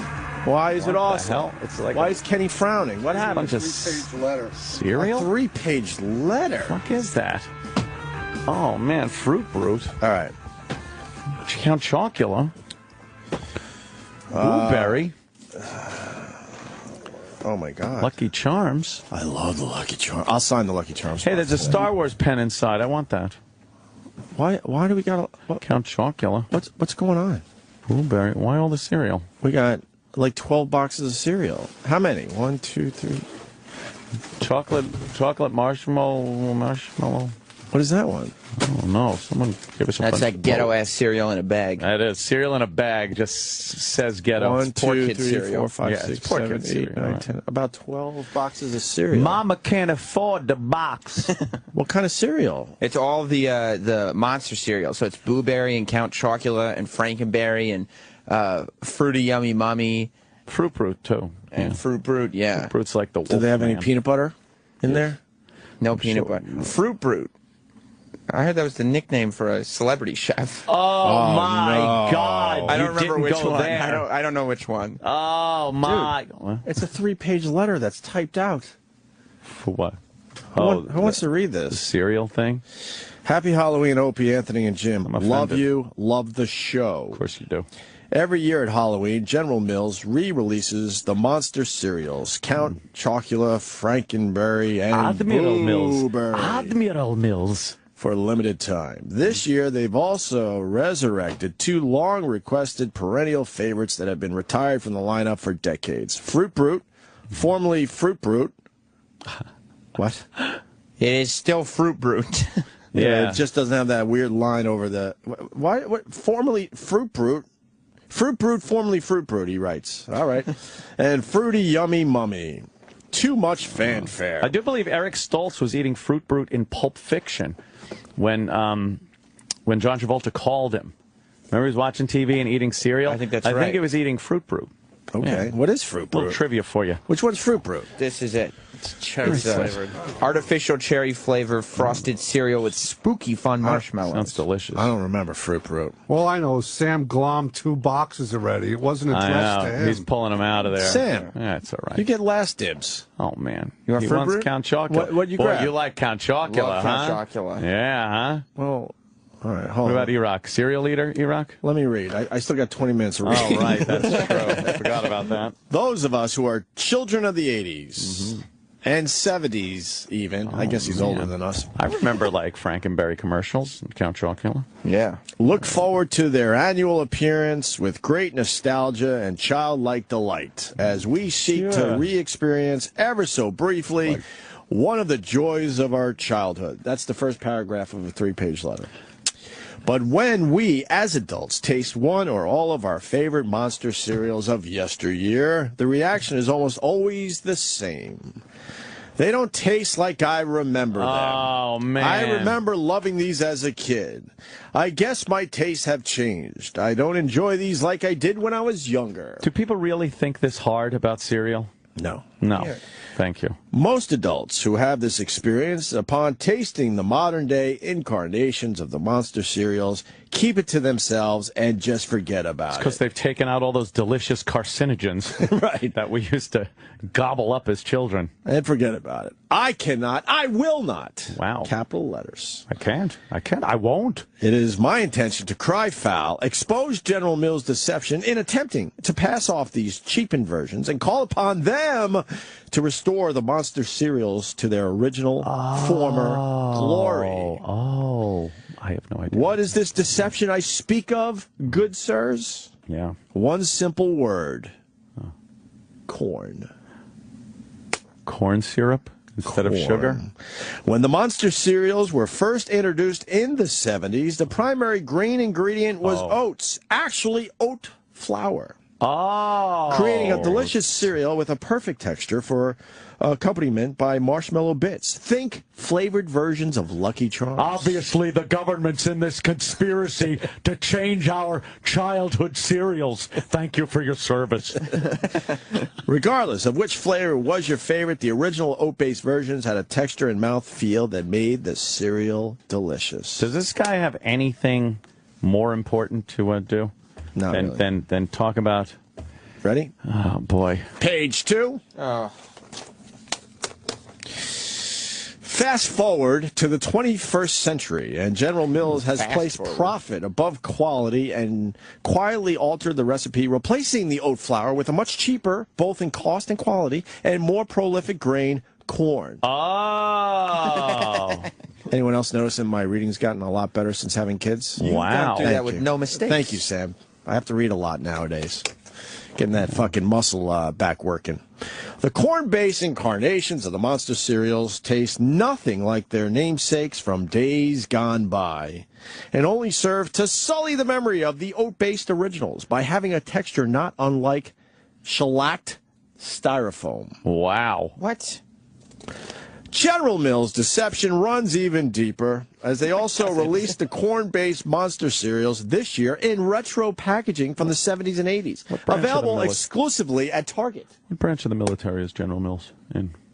Very important. Now, while I absolutely love the concept of the limited edition, longer.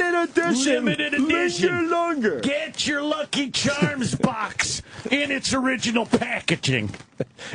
He actually wrote that. Yeah. Retro boxes, they only serve to deepen the disappointment when the contents of the box are nothing like the classic box art conjures. And a direct quote from the same press release, bringing Fruit Brute and Fruity Yummy Mummy out of retirement this year. General Mills marketing manager for the monster cereals, Ari Zanudin, is quoted as saying, "We choose the current flavors of Fruity Yummy Mummy and Fruit Brute to be as close as possible to the original flavors while taking into consideration consumers' preferences. Consumers can get a taste for what these cereals were like when they were originally on shelves." Was he at a podium with a bunch of microphones from the news in front of him when he made that important cereal statement? Nothing could be further from the truth. The original Fruit Brute, which ran from 1974 to 1984, and Fruity Yummy Mummy, which ran from 1987 to 1993, were both generically fruit-flavored cereals. Is this what those congressional hearings were about yesterday? I thought it was. I thought it was the healthcare thing, but I think it was about the controversy of the old school Blueberry and the new Fruity Yummy Mummy. Now I know what you're thinking. Stop reading, but no, I can't. General Mills obviously felt that re-releasing two cereals that had essentially the same flavor profile, though Fruity Yummy Mummy touted vanilla marshmallows. They touted? Would be counterproductive and relaunched the expansion monster cereals with completely different flavors, assigning cherry flavor to the reintroduced Fruit Brute and an orange vanilla cream flavor to Fruity Yummy Mummy. What are you talking about? Now I will say this. Oh, you've already said enough. The two new flavor profiles of the reintroduced Fruit Brute and Fruity Yummy Mummy are actually pretty decent. Ich bin ein Fruity Mummy. He's giving a fucking speech. Right. Now, that having been said, the corn-based texture of the cereal component makes all 5 of the monster cereals completely inedible, and I have sent the enclosed samples. Okay, now we get to the part why he sent this to us. And I've sent the enclosed samples to you guys to see if you, as fellow breakfast cereal aficionados, agree with my assessment. So, I see one says frosted toasted oat cereal. Right. So that's the good stuff.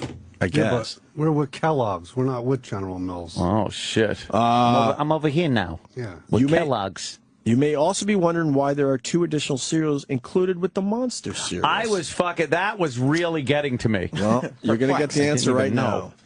I have discovered that until General Mills restores the oat-based formula to the monster cereals recipes, there are 2 somewhat plausible workarounds. One for Count Chocula and one for Frankenberry. Is this guy serious?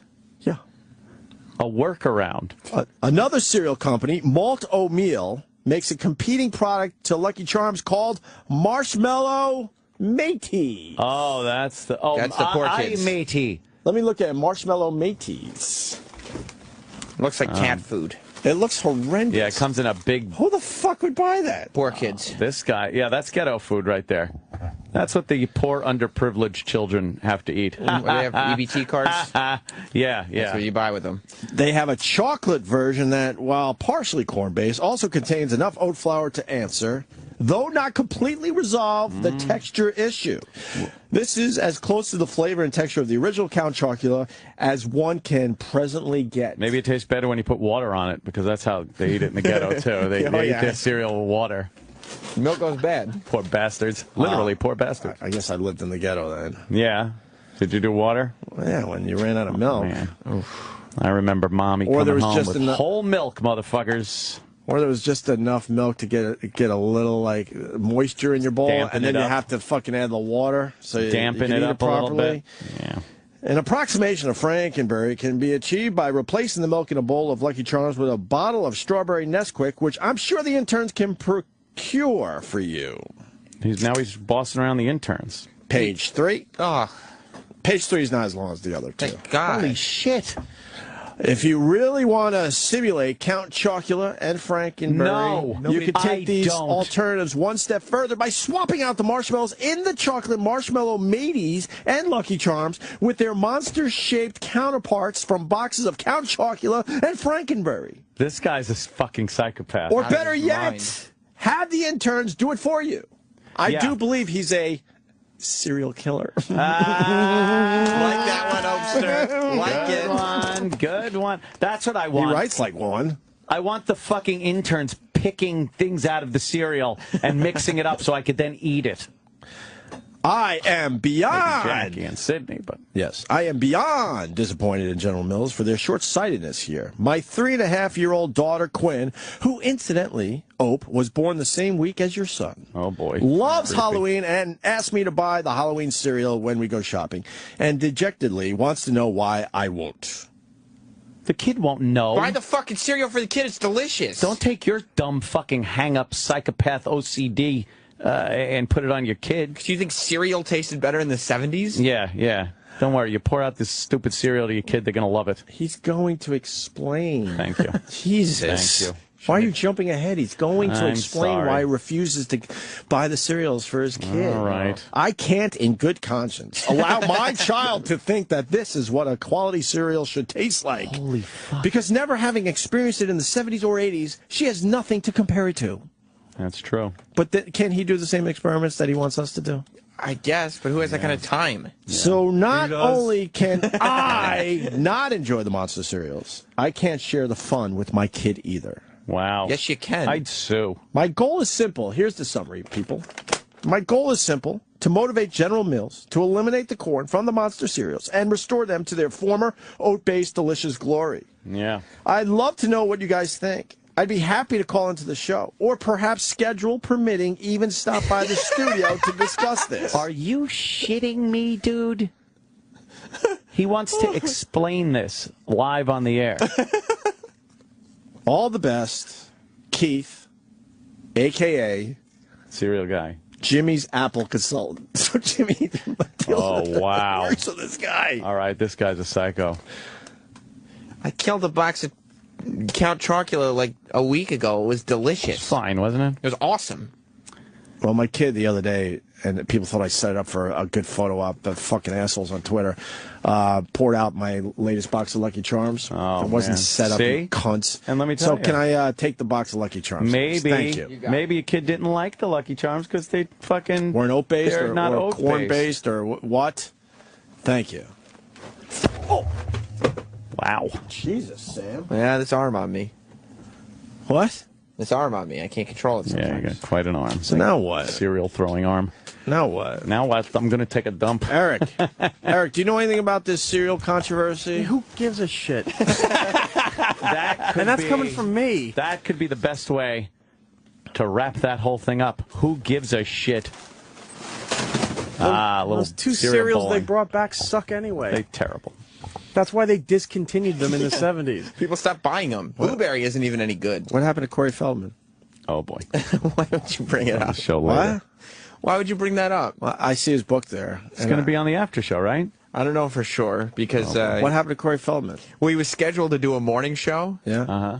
and then this morning, about 90 minutes before he was scheduled to come in, Right. the host decided to cancel Wow, him. that's a dick move. Why would they do that? I know. Well, because That's horrible. instead of talking to Corey Feldman, Right. they wanted to use that time on the show Right. To read cereal letters. to read a letter about cereal. A 3-page letter Exactly. about Yes. oat-based and corn-based. Yes. Yes, and to wonder why I got to hit the can. fruit brute I really do. is not what it used to be. I really do. My stomach's gurgling.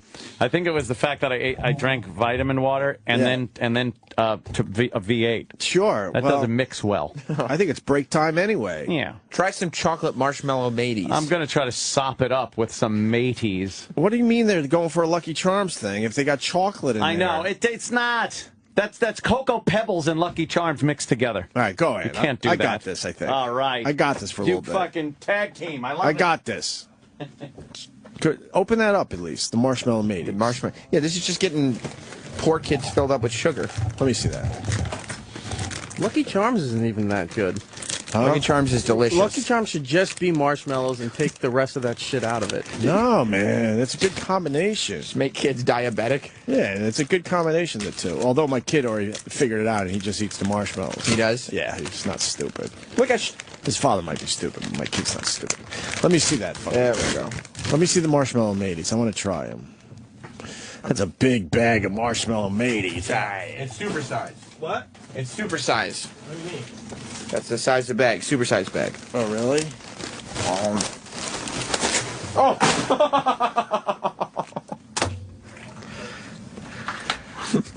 It's all over the floor. That's unfortunate. And now Roland's stepping on a fruit brute. He's picking the bag back up. Oh! We have to get a visual Just element. threw it all over Roland. He just threw the open bag of chocolate marshmallow maze on Roland Roland. is not happy. Roland's got dust on him. Wait, Ro-Ro. Wait, Ro-Ro. Oh, Roland's not happy, but he... No, I can't though because it's gonna get all over. Oh, Ro-Ro, you could do it. Cereal fight. It'll get all over the couch. Cereal fight. Oh, Jesus Christ. Mars? Mars, I don't know what happened. Will that be a problem with the equipment? Yeah. Because I don't want to throw it. I don't know what happened. We're good? Yeah. No, he wants me to throw it over there. Not see. What are you, a pussy?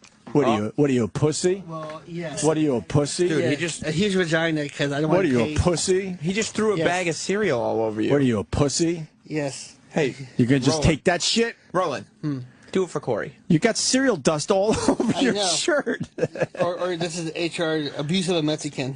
What are you, a pussy? Come on. I'm a huge vagina. Come on. I throw it, Come then on. I'll ruin the Come equipment. on. And then I'm filming you now being a pussy. And then I'll get sit down with management. And they'll go, oh, so if you tell you Come jump off on. the bridge, no, Do it. no. Do it. Roland. Do it. Do it. No. I'm filming you being a pussy. Roland, don't be a pussy. I'm filming you being a pussy. I'm a pussy. He just threw a supersized bag Yeah. of Poor Kid cereal at you. That's right. You're going to let me get away with that shit? You get it with everything, so yeah. You're the boss. You're the host. That's the privilege of getting away with everything. Come Roland, on, there's man. I'm cereal. calling you out. He's canceling your guest's day of. It's I did. fucked. I canceled Corey Feldman. Oh, my God. Last minute. That's different from last month. How? Come on, people. Come on. Are you going to be a pussy or what? Don't puss out, dude. This is your shot. No, I strike back later. No, you won't. Nope. This is your chance. This is it. This is your chance. No, because then I'll ruin the equipment, and Mars will go, oh, cereal dust is the reason why it's not working. Dude, he's on here calling you a pussy and saying throw the cereal That's at him. right. No court in the world That's right. would find you guilty Come of on, let's damaging do that this. equipment. Except for the one down the hall. I don't think so. Come on, let's do this. Come on, let's do this. Give me another box of cereal. Throw it at an arc so it misses the board. Oh, boy. What do you want? Fruit Brute. That was open. Fruit Brute is in the hands of Opie. This is Fruit Brute. That's Fruit Brute. Here, could you take this for a second? Yeah, sure. It's not recording right now. You might want to get a long shot. Uh-oh. Roland. Maybe your guest Penn Jillette like some cereal. Roland. Good block, Roland. Come on! Let's do this! Let's do this! Let's do this right now! No. Give me the other box. There you go. Come on, Roland. Stop being a pussy. I'm not doing it. No. Stop being a pussy. No. Come on. I get in trouble. You know you want to. Oh, God, I do. Ouch. Ouch. Come on, let's do this! Ouch. He just threw 3 boxes of cereal at you, Roland. Very hard, too. Look at you. Come on, let's do this. You're covered in dust and marshmallows. I am, and it hurts. Your last chance. Let's go. Pick your favorite flavor. Let's do this. No. It's Halloween, Roland. It's Halloween. I know it's Halloween. All right. No, I can't do it. Oh, no. I'm sure. Blueberry. Oh, be careful. Eric likes that one. Huh? One for you, Eric. It's gonna hurt. It's like rocks. What the fuck? Ah! Ah! Oh, that's a bad. Ah! Ah! Ouch! Roland, he's treating you like a piece of shit. I don't think he has the balls to finish the 3 boxes. The balls. There's. Roland. You see how much cereal's in this place? It's really bad. Boy, does it smell good in here, though. Someone get me some milk. I think Roland needs some milk with his cereal. Oh, no. Does anyone have any milk? I'm lactose intolerant. Oh, Roland. If I throw it, it's going to fuck up the console. You know how much I love Lucky You Charms. are sacrificing your You children's know how Lucky much Charms. I love Lucky Charms. And look, Roland is now cleaning up the console. That's humiliating. That's going to be a fist right through there. Because you're not my boss, you're shit. Can you put the book down for a second? No. Uh-oh.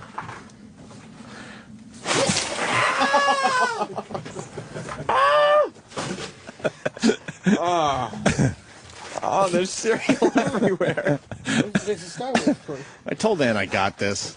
I told him I had this. Ann is shitting and he's going to come back. And there's half a dozen boxes of cereal spread all over the studio. All right, we'll take a break. Penn Jillette's next. Let's see.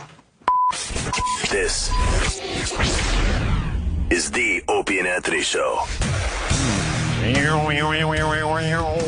What's up, man? Smells delicious in here, but it does smell very nice. Wowie kazowie. There is cereal everywhere. It's everywhere. How many boxes, Sam? 5?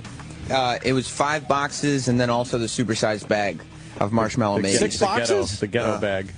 I got like 3 or 4 on film. But I dared fucking Roland to fight back. He wouldn't fight back. Why wouldn't he?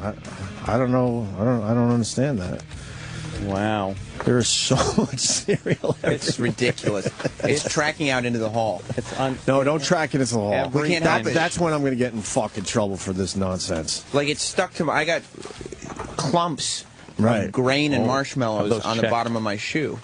Yeah. Yeah. And then the interns are in here having to clean up cereal. Oh, there it is. Here goes the vacuum. He's having a little trouble working that vacuum. Doesn't it have like step on that little pedal thing to the left? Doesn't it have a hose thing where you just there fucking you use go. the hose? Nah, you got to do that first. Is it coming up at all? Kind of, but it's also flinging everywhere. Okay, no, it's working. It's working pretty good? All right. Yeah, it actually is. Amazing vacuum right there. It's a very cheap way to promote my Twitter, but... I'll tell you one thing, though. I don't think 5 boxes of cereal is going to fit in that canister. It's already filling up so quickly. Look at how full the canister is getting. All right, well... It's almost up to the HEPA filter. All right, you got to empty the vacuum. You're going to have to empty it every 30 seconds. Yeah, pretty much. But it can't go up to the filter, really. But vacuum your ass off before, the people upstairs get word of this, come down, and then cause a fucking issue. Yeah, this was too much fun. Somebody's going to have an issue with it. It's usually the too much fun that always ends up being an issue. There you go. Now dump that fucker in the garbage here, and we'll be okay, I think. Right? The guy who's screening calls outside the studio for whatever show thought it was hilarious. Hilarious! He's enjoying that now the whole area smells like fruity, delicious, sugary cereals. It is delicious. Well, Ann went and took a dump, in case you're tuning in. Oh. And we just read a really boring 3-page letter about cereal. And I just felt like we had to do something. I felt like we had to do something, so I started a nonsense cereal fight with Roland. The poor intern's having a little trouble with the vacuum. canister. Doesn't know how to empty it. Yeah. I saw this on Animal Planet once. It was kind of fun to watch. They're calling Roland a punk for not fighting back, Sam. Oh, damn. Well, a punk. I would have fought back. You would have fought back? Yeah. I would have thrown a box of cereal at you. It smells like Halloween in here now. It smells very fruity and sweet. It smells very delicious. Candy-like. Delicious. All these marshmallows are stuck to the bottom of my shoes, like gum. He's got it? Look. I think he got it. Now in another 30 seconds, you'll have to fucking empty it again. Yeah, marshmallow just sticking to the bottom of everybody's. Oh, yeah. All over your sneakers. Oh, yeah. All fully. That's all right. In the waffling. We had to pump up the cereal bit. Oh. Had to pump it up a little bit for the people out there. I just like the letter reading was good. I thought we were going to stick with the guy's idea of testing the different cereals and choosing corn or oats. Well, yeah. That was brilliant. Which was more aerodynamic, Opie, corn or oats? That's true. I think corn flies a little better than the oats. Okay. I conducted my experiment just like that guy more asked us synthetic. to. So, cheap plug, I know, but Opie Radio for a few of the pictures from the cereal fight. What time is Penn coming in? He's supposed to be here now. Oh, boy. So What? He can appreciate this. Can he? Dude, our logo looks... What'd you say? Our logo looks really cool covered in cereal. Maybe we should leave it. Yeah. Dude, that is What? filling up so fast. It's 5 boxes of cereal. You know, you need a shop vac. Yeah. One of those big barrel-like shop vacs. That'll get it. But the more equipment you get, the more questions start getting asked. Is that it? Yeah. Holy mackerel. Yeah, that's full again. Huh? That's it. It's full again. What do you mean it's full again? The vacuum. Yeah, the vacuum's all full again. Well, do something about it. Holy shit. You know what's good about this, though? What? Every room that vacuum's used in, again, for the rest of its life, is going to smell great. It's going to smell delicious. Because it's going to... You know, you ever notice somebody that has a dog and their vacuum just smells like dog? Yes. They fucking turn on the vacuum and start vacuuming, and the air that comes out, it's like, oh, it smells like wet old dog. Well, now this is going to smell like fucking nice cereal. What is that? It's under the couch? Oh, God. Yeah. We have to remove all the furniture out of the studio. Yeah. Because there's, like, probably a full box worth of cereal Under the couch. under all the couches here. I think you should have gotten the Dyson ball. Dyson vacuums. Look at how it sucks it up with its cyclonic action. That guy don't sound like a fruit. My work is done here today. Oh, yeah? Yeah. You've It ain't going to get better for you than this? Yeah. Why even try? Dyson! I need a Dyson vacuum! Oh! Oh, man, they're pulling fucking furniture out of the studio. This is bad. This is bad. Why is it bad? Oh, it is tracking Let's start outside, having so. fun again. All Wait, it's right, like- when? Let's start having fun. It wasn't You even... missed it. Oh, boy. It wasn't even like he was throwing some cereal out of 5 boxes. Like, I was picking up boxes to see if I could get a handful or something out of them. Uh-huh. Empty boxes. Yeah. Like, in one fell swoop, the entire box of cereal was thrown at Roland. Look at how cool our logo looks covered in cereal, though. That does look cool. That looks like all right, right? Looks like a Banksy in here. Yeah. It's crazy. Anyone could do the Banksy thing. Yeah, you just throw cereal all over the floor. I missed this, but why is that guy in blackface? Huh? What do you mean? What the fuck is going on? On the bottom TV. For the last 2 years, there's a guy out of Ohio sends me $15 a month for a haircut. I've never cashed a check. Every month I get $15. I'm going to put it in my trust account eventually. Well, look, it looks good. You're a good-looking bald man. Oh, yeah, I don't know about that, buddy. It looks Oi. pretty nasty. Looks like some guy's on a strip in Vegas right now, actually. Right, yeah, what are you, he is. Bobby? I don't think Or so. is he just tan? I think he's just a tan He guy. sure looks like he's in blackface. Let's accuse him of it. Well, I'm just going to accuse him of it anyway. Much like we did Guy Fieri. Yeah. We accused him Let's of being a gay man. How are we doing over there? Bad. What do you mean bad? I mean, there is. We can't be bad. There's a huge amount of cereal that was thrown all over the studio. Well, Roland did some kind of Mexican fucking Well, of hat course. dance all over the cereal. With him, it's just called a hat dance. He crushed it into the carpet. He Right. did. It was laying all Ground in. nice, and then he decided to do some weird Mexican dance. This is like a fucking vacuum commercial. Huh? Because, you know, this is probably the toughest assignment you're going to get for a vacuum. Crunched and crushed in cereal into a Right. carpet. It's got sugar in it, so it's kind of sticky. It's And the marshmallows. fibers, marshmallows. Yeah. God damn. Happy Halloween, huh? Well, you know. I guess what I forgot. happened there. This was our big Halloween bit. It's huh? our Halloween party. Yeah. Why didn't Roland fight back? He was afraid of. I gave him every opportunity. Well, you know, the thing is, Roland realized that when you throw cereal in a studio full of Yeah. equipment, some of the equipment can be damaged. Oh, We're still broadcasting, aren't we? Yeah, thank somehow God it's we not are. wet. I mean, we have to broadcast over Well. the sounds of a vacuum cleaner, but Well, and I did ask for milk. Oh, you did? They That would did not. have been, They did not give me that would milk. have been tragic. Oh, it's coming up. All right. Yeah, but you can vacuum. I got a good view of this You can now. only vacuum for 30 seconds. Oh, there you go. would you have thrown the milk? Yeah. Oh, Yeah, no problem. That was bad. It's time to fucking start having fun again. you're right. Let's see what this right. fucking radio show could do. Well, right? so far we can pour 5 boxes of cereal all over the floor. That wasn't pouring. Throw. Oh my God! It's coming up good, Ann. We're good. Yeah, but look, he's done already again. I know. That vacuum sounds full, doesn't it? Yeah, get a fucking shop vac, jerky. I think I got to pay the interns today. Oh man, Didn't sign up for this shit. Yeah. This will help you in your search for broadcasting jobs. Right. Well, you can also tell that, like, the amount of housework and stuff that gets done, because this kid's never used a vacuum cleaner before in He his looked life. at it like it was a fucking strange device. I think he thought it was something you smoke the pot out of. That's right. Well, how about we do this? Huh? What? We're going to take another break, get some live reads done, and hopefully Penn Jillette will be here next. Oh, that's right. Yeah, we need. Where's Penn? He's coming. What Right do you now? mean? What do you mean? That's vague. Why are you being so vague, Roland? Oh my God. Roland kicked Is he over on his the way? pile. Yeah. All right. Where? So, Where is he? His guy's a few blocks away. oh, okay. So we'll break right now. When we All get right. back, Penn Jillette. Stay All there. right. This is the Opie and Anthony Show.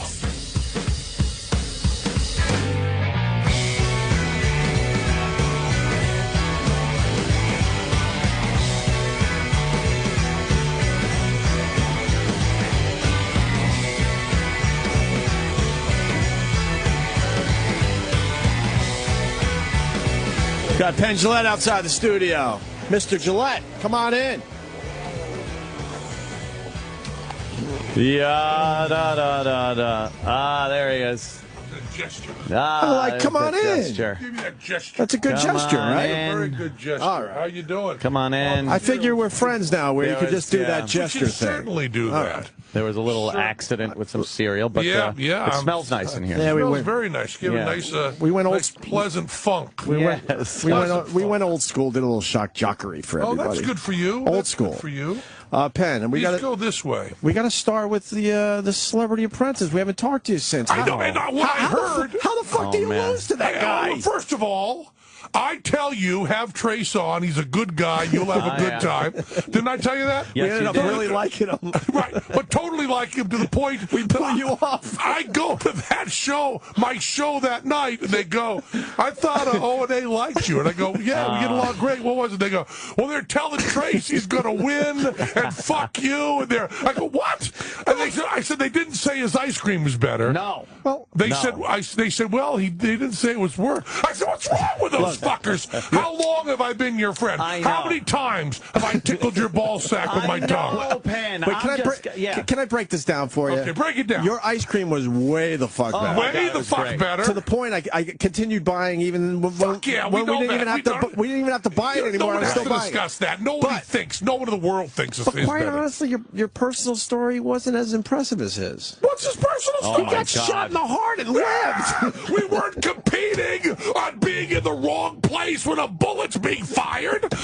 Are you telling me it's the smarter person that gets shot through the fucking heart? He actually has real bullets shot at him. Fuck yeah! Oh, No, see, the goal in life is the one who gets hurt the less wins. That's true. What the fuck is wrong with you people? And then... And he was funnier than me, I suppose, in the fucking show. No. No. Okay. But he had better Penn's been stories. shot at many times. No, That's true. a fake shot. No, but I have been. come on. I have also been really shot at. I've really I've really had a gun pulled on me twice. Oh man! And it was not fired, and I consider that to be because I handled the situation better than Trace better. did. Let me just give you a little piece of advice. Okay. Getting shot. Worse than not getting shot. I gotta agree with that. So let's see. Trace is a better talker than me. Yeah. Smarter than me. Oh, no, better ice cream than you wouldn't No. believe it wasn't me, right?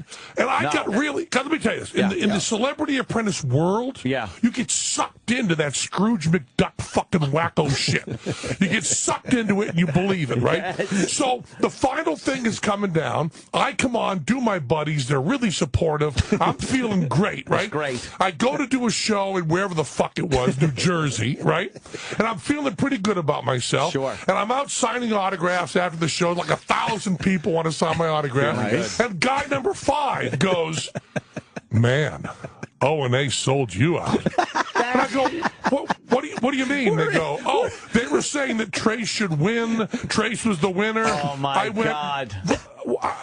He's never even been on the show before. They go, oh, they love him. They just sold you right to.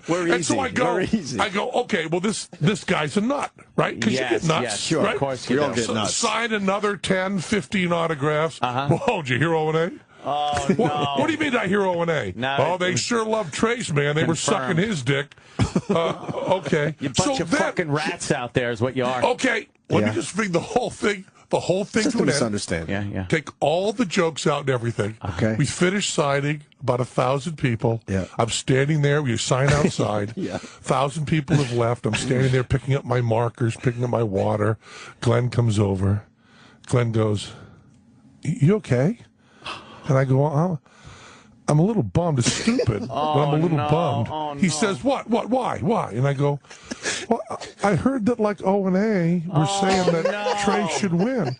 And he says, you know that this game doesn't mean anything to you.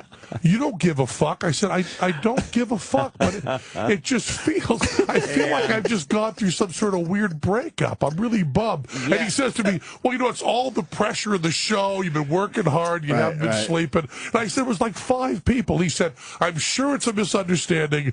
I'm going to call tomorrow. And the next day he says to me, yeah, I guess they did. Oh, no. Hold on, I do have 2 other points here. First of all, with the Trace Adkins, what impressed us, he gets shot in the heart by his wife or girlfriend at the time, and he doesn't scream. And he's just relaxed and goes, all right, call 911. No, but that's in the story. What? It was impressive. But that's in the story, it's impressive. Yeah. It doesn't mean it happened that way. Well, we're gullible. We believe half your tricks. They're not tricks. Sorry. And here's the other thing about swindles. Here's Swindles and the other thing about scams. Celebrity Apprentice that blew me away for real. I saw the finale because I was rooting for you in the end. You know that. Well, I don't know that. Say that again. We were rooting for you. Okay, well, do you mean it? Yes, absolutely. I was hoping you won, but his goddamn story was like, oh God, how could it's like he made it up to win. Yes, it had to be precisely my point. He had to make up for the fact that his ice cream was horrendous. It was horrible. It was terrible. But then this is what I learned by watching the finale because you're on it. That's the only reason I watched. Thank you. And your new boyfriend Trace was also on. He is dreamy. And the whole thing. He is dreamy. He's better looking than me. And I would think that if any 2 guys would not go for better looking, it would be you two. You're right. So, but here's my point. The whole season was a ruse. Yes. Because Donald Trump hated you from day one because of what you wrote what you wrote in your book about him. Right. He called you out. So he was never going to let you win anyway. No. Do people know this? He said it on the air. He said it on the air. Well, so I'm telling the people that maybe didn't watch the finale. He basically said that he doesn't like you because of what you wrote about him in your book. That's what he said. And then he said, do you want to apologize? And I said, no. Thank you. And thank you for saying no. When someone says to you, do you want to apologize, it's the moment of truth. Right. That's the crossroad. And then I'm sitting there going, oh my, he had no intention of having you win ever. No, there was no intention. And there was actually fights with Walgreens and the producers who wanted me to win. Right. And they were much more pissed than I was. Yeah, because they could have sold a lot more ice cream if you won. Because in the end, it was a much better product. And the other thing that I can't tell you who, but people involved in the production who were so embarrassed ended up giving me that amount of money for the charity. Wow, they did. Oh, good for you. They just said, this was kind of bullshit. Let's write you. Good. So Opportunity Village made a metric shit ton of money. What's weird about Donald Trump, he dishes out a lot of abuse, but then you give him a little shot and he can't take it. Well, when the shot is as perfect as my shot. It was a good shot. That his hair looks like cotton candy made of piss. Dead on. Why is he surprised at that? For some reason, he's decided to have horrible hair, even though he's a billionaire. I've seen better. I've seen better hair systems than that. Yeah, way better. Well, you have. Yeah. Well, I hope we straighten this all out, Penn. And you came out to Vegas. I came out to Vegas. And you didn't wear your baseball hat. No. And you're absolutely unrecognizable. He did not even recognize me. And I knew he was there. That's our biggest fear, though. When you guys finally give us an invite, we show up and like, he doesn't even know. No, He's once I knew am. you, I greeted you with a great deal of joy. You came back with great stories how you treated him. Fantastic, and the show itself is just amazing. I loved it. I can't believe that your baseball hat is what I recognize. I know. I didn't have the hat on because, it's a classy joint. I want to be in a classy joint with a hat on. But what a great time, and the show was so much fun to watch, man. I got to see just a blast. And now, you guys, although I imagine there's someone else who's better looking with a better voice who can seduce you, I am now doing a fund anything. I'm doing a crowdfunding campaign. Yes, I know you are. Yes, and I you saw watch any of it? Did you see any of the Jim Norton or anything? No, I didn't see that. Okay, because we went. The idea. I wanted to make this movie called Director's Cut. I made The Aristocrats, which did very well. Sure. I made it with my own money. I made this thing called Tim's Vermeer, which is a smart, artsy movie that's doing fabulous on the circuit that we made with our own money. And then I wanted to make one movie that was like a horror movie, thriller movie, down and dirty. And the idea I had was to do a movie that had a director's commentary over it. But you realize that the director's commentary is not by the real director, but rather by a psycho. And What an original idea. He's gotten onto the set and stolen all the outtakes from an FTP site, and he's kidnapped the lead actress, and he has her tied up and is making her do scenes that cut in with the movie while he's doing the director's commentary. Pretty goddamn great. And I wanted to be the bad guy. After 2 years of going on Celebrity Apprentice and sucking corporate dick, I wanted to be a bad motherfucker. And I'm right on the edge of bad motherfucker. Yes, you are. So I decided to crowdfund, make Penn a bad guy, and I got all my friends. Let me just tell you this test here. The idea is it's fundanything.com. You just go right there. There's a page. Click right to Penn, or you can go to fundanything.com/Penn, Penn. Take you right there. And I asked 50 friends, including Jim, to make me a video to help me sell this movie. I need $1 million to make the movie.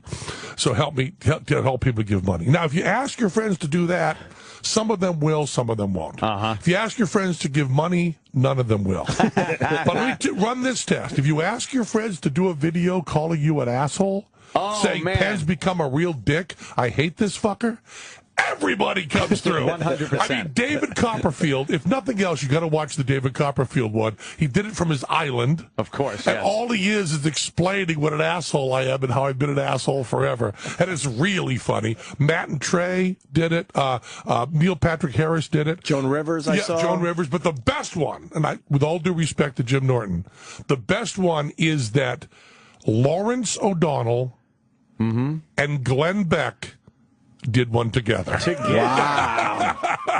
Wow. How did that come about? They're both friends of mine, and they did a script that were cut together, and they have agreed to, for the first time they'll ever meet, they will act in my movie. Wow.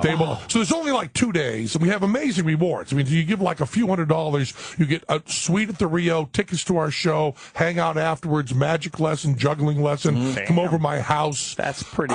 Everybody's saying that, other people's rewards are like you get a T-shirt, fuck you. Right. But these rewards are insane. There's 3 days left, and you just go to fundanything.com and at least check out the videos. There's like not all of them are up yet, but Glenn and Lawrence O'Donnell. And it will really kill you. The two of them working I together. I gotta watch that immediately. Yeah, it's pretty. They don't like each other. Oh, they really don't. I know. No. And I'm stating the obvious. I got them to both blurb my book, which they were kind of against. And then I'm sucking them into my camp. And I just want to, and I'm not also, this is something very important. In this movie within a movie, I am not having Lawrence O'Donnell play Lawrence O'Donnell. He is not playing generic TV guy. Glenn Beck is not playing TV pundit. They are playing two police officers who are partners and who hate each other. That's fucking great. That's perfect. Wow, that's great. That's the movie Director's Cut, and Nice. it's being crowdfunded. And if you go to the site and crowdfund, you'll also notice that the bad guy who gets his access to the movie to attack the female lead is already in the crowdfunding. He's already helping. He's already putting money in. See. So the bad guy is already there. Nice. So we're monkeying with everything. This is kind of a reality goes over, a fantasy kind of. Look at you. Yeah, how excited. What is it? Is it real? Is it? Oh my God! I love that Blair Witch happened on the internet, and I want this movie to happen in crowdfunding. So when there's a crowdfunding party, the bad guy will be there. The bad guy will be there. And I think. Did you watch the video of me with the woman tied up? I did not. Yes, the you first look video. very creepy. I look pretty creepy. You do, and I just did that all myself. Yeah. I mean, there's no makeup or shit, no prosthetics. There's no hanging off flesh. You let your hair down there. I let my hair down, take my glasses off, and scare the shit out of Anthony. And you're mean. You want us to call our pal Trace to see if he wants in on this, or Trace came through and did a video for me. Did he really? He did. Yes, he did. Excuse me. Trace is my pal. Someone came back after the show and said... he's our fake pal. Well, that's what I like to hear. We haven't seen him since. Yeah. I don't think we'll see him anytime soon. Trace came back. Someone came to the show, and said, in Vegas, after the show, they said to me, you still hang out with Trace? And I said, well, he's playing golf with my wife right now. And he comes out and stays in the house and plays golf all the time and hangs out. Cool. And then my family's going out to visit his family. We get along great. And we have no problem. There's no problems between me and Trace except you two. Yes. I said, why the fuck did O&A suck up? I expected, I told you to put him on. Yeah, I told you he'd be good. Yeah. And I expected you to be cordial, polite, very, very complimentary. And then for one of you, I don't even care which fucking one, either the WAP or the other one, either one of you, either Opie, one of you would say, listen, man, you're really great, but Penn's been on the show forever. We got you to know that we're rooting for him. His ice cream is a little better, but listen, man, you are great. You are fabulous. Was that sentence ever said? Yeah, I mean, we did. Yeah? We did feel a little guilty. No, it wasn't. We felt a little guilty. It wasn't said. We felt a little guilty after the show. I think we might have a clip. Is it short though? I don't want to waste Penn's time with a long clip. Yeah, it's short. All right, a short clip from that day. Oh no. We hope you win Celebrity Apprentice. I do too. You just told Penn that yesterday. No, I don't even know. No, I said it after we looked at his backstory that we have to go with this guy. I did say that. I changed my opinion, even though he's a really good friend of ours. But how do you not root for a guy like this? Penn's a really good friend of mine too, man. Yeah, but Penn has a sex dungeon. That's all he's got going for him. Dallas, the Midwest. Wow. You know what the most important part of that whole clip was? After Judas Iscariot over here kisses me on the fucking cheek, he then 3 sentences later says he is a friend of ours, and then this fuck beams in his chair and points to me like, see? After I said I wanted you to lose, I said you were my friend. See? I'm an okay guy. If you'd have sat there with your head down in shame, like the fucking piece of shit you are, it would have been better. But it's the point in the smile. I'm sweating. That was really telling.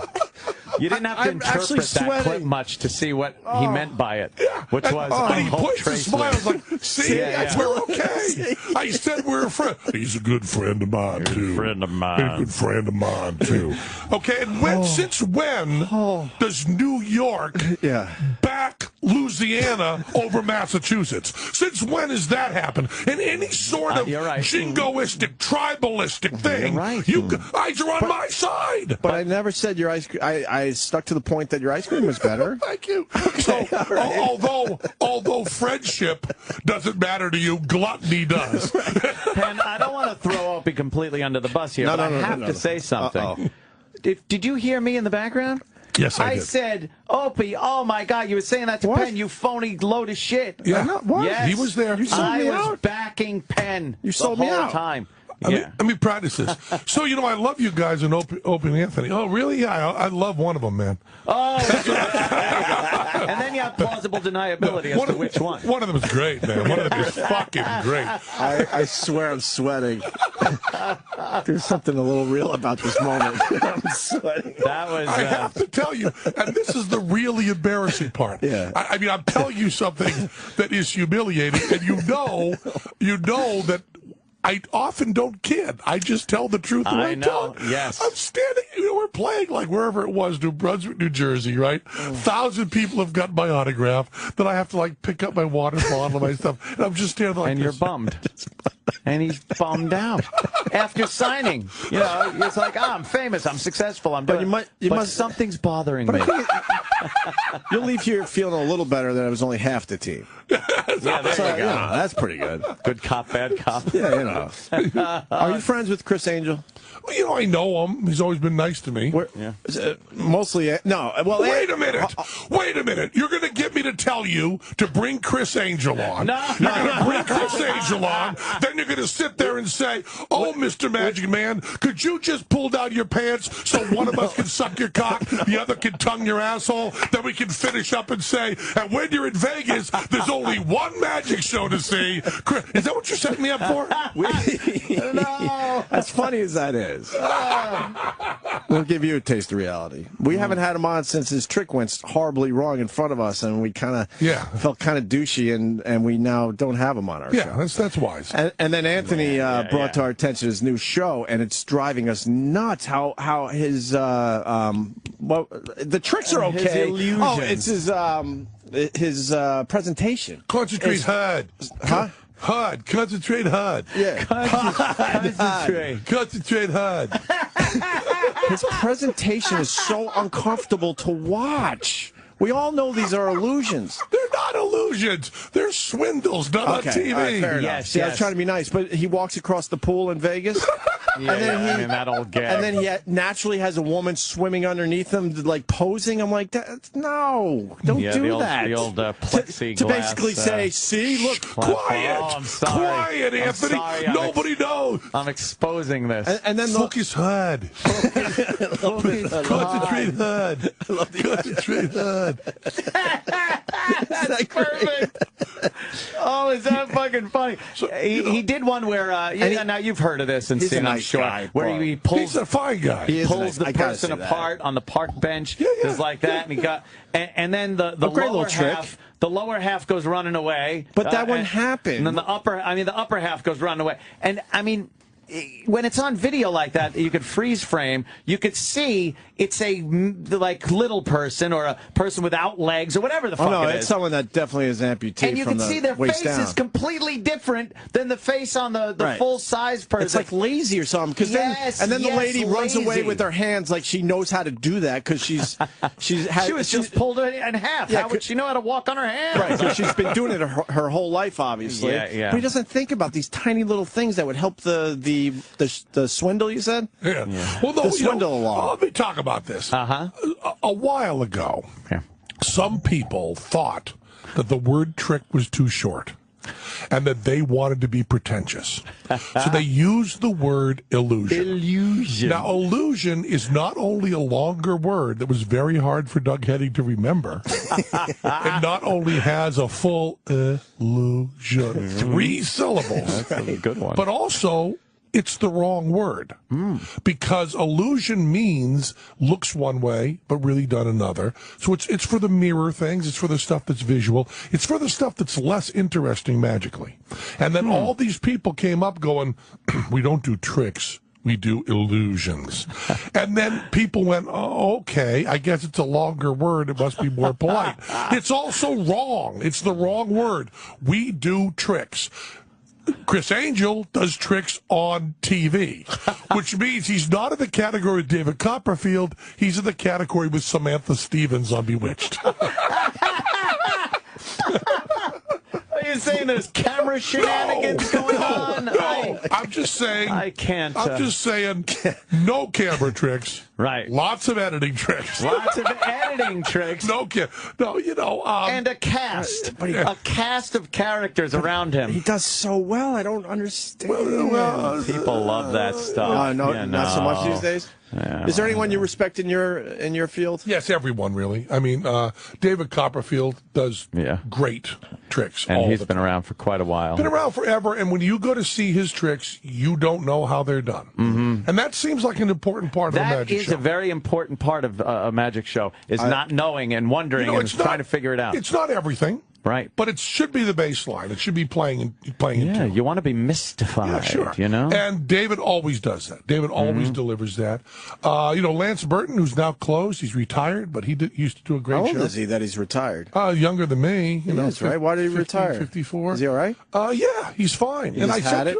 I was sure. He's had it. He retired, and I said to Lance, I said, Lance, because this is what you say when you're an old guy in show business. Yeah, you think you want to get out of it now, Lance, but you're going to miss doing the show every night. You're going to miss your plus. I'm telling you, you're going to be back within 18 months. 18 months. I see Lance now, and he goes, it's great. I get up at 6 in the morning. I play pool, play with my dog. That's all I do all day. Wow. Really? Yeah, I love Enjoys it. But why wouldn't you do like a shorter schedule or something? He doesn't want to ever walk on stage again. He says to me, Pat, when you're doing it, it seems like fun, but it's really not. Yeah, because, you make it fun for yourself because you got this over-the-top personality. I have a blast, that's wonderful. and I but love these it. guys, a friend of ours did Broadway for a while. He goes, I will never do another Broadway. It's Stephen Lynch. Yeah, we saw him backstage. He's like, I will never do this again. I can't do the same wedding exact singer. thing. He And I was go, in what that. do you mean the same exact thing? When you guys fell in the dumpster, you didn't improvise that? He goes, nope. Every fucking night we fall in the dumpster exact same way. And it got me to thinking, how that's got to suck after a while. But it also it's a question of being a professional and being in the right job. Yeah. What I love about it is when you go out, like you guys are now, you have to think about what you're going to say next, and you kind of get into this whole world of making sure everything goes. You guys are really, really good at doing a form, but not really good at the content because you're not doing the same content every day. Right. So you don't know what's coming next, so you become people that learn form. That's fine. But the idea of learning content, the idea that I can go out and know what I'm going to say, but be aware of every single person in the audience, exactly how I want to say that sentence. Doing a show over and over again is for someone that sees Groundhog Day and thinks that's a really good thing. Right. I'd love that. I would love that, yeah. I love going out and making the show on RCH better every night. You explain that in your book perfectly. I really enjoyed that part of your book. The fact where you study the audiences and you and you pick up little things that they're and you really are so aware of them, and it's so terrific. And so I love it. And Teller and I have the best of both worlds. I get to do stuff like this, which is not scripted, and I love doing. I get to do stuff in the show that's exactly scripted and must be exactly scripted, where I cannot ad-lib or people could get hurt. And then I do new stuff in the show all the time. When you go to Vegas, everybody tells you, you get a show that's fairly successful, you go to Vegas, and it stays that way. That's it. You just go there till you die. You play golf all day. You go in and do the show you know how to do. Tone and I have never done that. We've written 5 hours of material just in the past 10 years in Vegas. Wow. We've gotten 4 brand new Broadway shows we wrote in Vegas. We put new stuff in. And, a lot of magicians will say, well, you can't, trade out the stuff that's gold. That's gold. We go, but who says that you can only create 90 minutes of gold? Right. We take out tricks that we fucking love. Kill. We take out tricks that destroy the audience and that we love doing and we're not bored with because there's something else that's a little harder to do and might blow their minds a little more. And it'll be sloppy to begin with, but we hammock it. We put it in a killer bit after. Put something in there, see how it goes. You saw Teapot. Oh, yeah. That was pretty new when you saw that. It was? Yeah. We've been working on that for 2 years. What happens with Teapot? Christ. We sing, I'm a little teapot, short and stout. Right. Here's my handle, here's my spout. But we act it out. And I pick up Teller by one side and pour boiling water out of his hand. And it's a great levitation. And it's 2 minutes long in the show. Took us 2 full years. For 2 minutes. Yeah, for 2 minutes. Amazing. Yeah, 2 years. Do you finally have that aha moment in that 2-year period where you're like, oh, okay, this is how we're going to do it? And yes, you're finally you do. done. You're finally done. But what happens in that 2 years where you're like, just this angle's not right? Everything has its different problems. But what I wanted to do, this is the thing that drives me crazy. People who get into show business to get out of it. Guys who are comics and then want to get a sitcom. But you're a comic. That's what you do. Or people that say, you know, I just want to make enough money doing this so that I can kind of do less and retire. And when I was 16 years old, living in Greenfield, Massachusetts, which is where I'll be tomorrow night, my first time back in my look at that. hometown, doing a book reading. You know, my book Every Day's an Atheist Holiday. Say, how about them socks, and you'll get a nice round of applause. Just helping out. Thank you. Thank you so much. Because we know you're not into sports. No, I'm not. Do you know the Sox won last night, at least? No, I didn't, but thanks. It was a big thing, right? The big game? It was pretty big. Yeah, Okay. yeah. The World Series. Oh, they won the World Series? Yeah, last there night. You go. I know. See, I know Red enough Sox. to know that's a big deal. Oh, yeah, just say that. They'll be like, yeah. Wait, but before you move on, though, one question in there. That's why I went down that road. How much ad-libbing per show? Almost none. Almost none. Okay. Once we get a bit tight, you know. So when I was in Greenfield, 16 years old, never met anybody in show business, hoping that I could do this. If you told me you can have what to me in Greenfield would have been infinite amount of money, right? Yeah. And a partner who is the best magic mind alive. You can write new stuff, and you'll have 2,000 people that'll come every night and see it. That's heaven for me. Right. If you told me you're going to get to a certain area, place, you'll make a lot of money, and then you'll just not think about the magic anymore, just go in every night and cash your check, I would have gone, well, then I might as well work at Sears. Yeah. Right. You know? I mean, the money's different, but it's... So we've been working on this bit. I'll tell you a stupid bit. I may have already mentioned this to you. We got in our heads that, you know, Siegfried and Roy worked with big animals. Yeah. Now, we can't work with a tiger or an elephant, not just because we're cowards and scared, but also because it's too dead on. It's not the right comedy for us. So we got in our heads 5 years ago, we got to do something with a cow. Because a cow is bigger and heavier than a tiger, stupider, impossible to handle, and podunk. So you make fun of the fact, you know, Penn and Teller vanish a cow, but it's going to be an impossible fucking vanish. Yeah. So Teller and I 5 years ago start studying cows. And, you know, big animal vanishes are really hard to do. You have to use a box, and Penn and Teller don't push out boxes with glitter on them on stage, so we can't do that. Right. Also, explaining the joke to them. Hi, we're Penn and Teller. We got a cow. That explains the joke. So you can't do a tiger because it's not a joke, and you can't do a cow because it explains the joke. Okay, Right. you with me? I'm right there. So for comedy purposes, we can't do either. It's going to be an amazing trick, but we can't get it comedically right. So finally we say, what if we dress up the cow as an elephant and call it the endangered pygmy spotted elephant from the plains. And then because Siegfried and Roy have the magic garden of Siegfried and Roy, we'll have Penn and Teller's magic pasture. All right. And where the spotted pygmy elephants are. So we go to cow experts. We find they love having a feed bag on. They love having a bag full of food. So do we all. We like those Fruit Loops attached right there. Oh, yeah. And then we put a dryer hose on it. The trunk? Yeah. And then we put big ears that flap. And then we put a little thing over it that says Elsie the elephant. And you say Elsie the elephant and a dryer hose and you have a cow. You've got really, really funny. Yes. Then you've got to handle a cow. Because handling a cow, cows are stupid. Yeah. You think moving Jim Norton around's hard. Try a cow. For the most part, they don't want to move anywhere. They don't want to just lumber. Off And they're heavier than you. And the other thing that's embarrassing, and I'm only going to say this once. I don't want to repeat it. Cows are dangerous. And, yeah, I know. But, you know, you're in close quarters with them. Sure. They kick the shit out of you. They have a sharp, very heavy kick. Yeah, they do. Very fast. So Do they really? For 4 years. I didn't know that. Wham! Yeah, for 4 years, we've been with cow traders. And then we want to bring the audience up on stage, have them all touch it, say, is that a real elephant? Which is very funny. Of course. And they all say, yes, that's a real elephant. Then, boom, boom, gone. No trap door. You can see under it, see above it, see around it. We want it to be the most amazing vanishing anyone's ever seen and done stupid. You know how we do that in our show. Right. You just saw the show. That's the beauty of it. You do stuff that absolutely fries people, but then act like you're just doing dumb shit. It's you like, know? yeah. So the cow thing, we're now at, the budget is now $200,000. Holy. And it's now 4 years. It's now a team of 15 people that are just the cow people. We have a cow wrangler that's to bring them into the trailer because the SPCA has to check everything. Of course, make sure everything's to good bring in the every night. And then, the end of it is, I'll give away the punchline because it makes me laugh so much.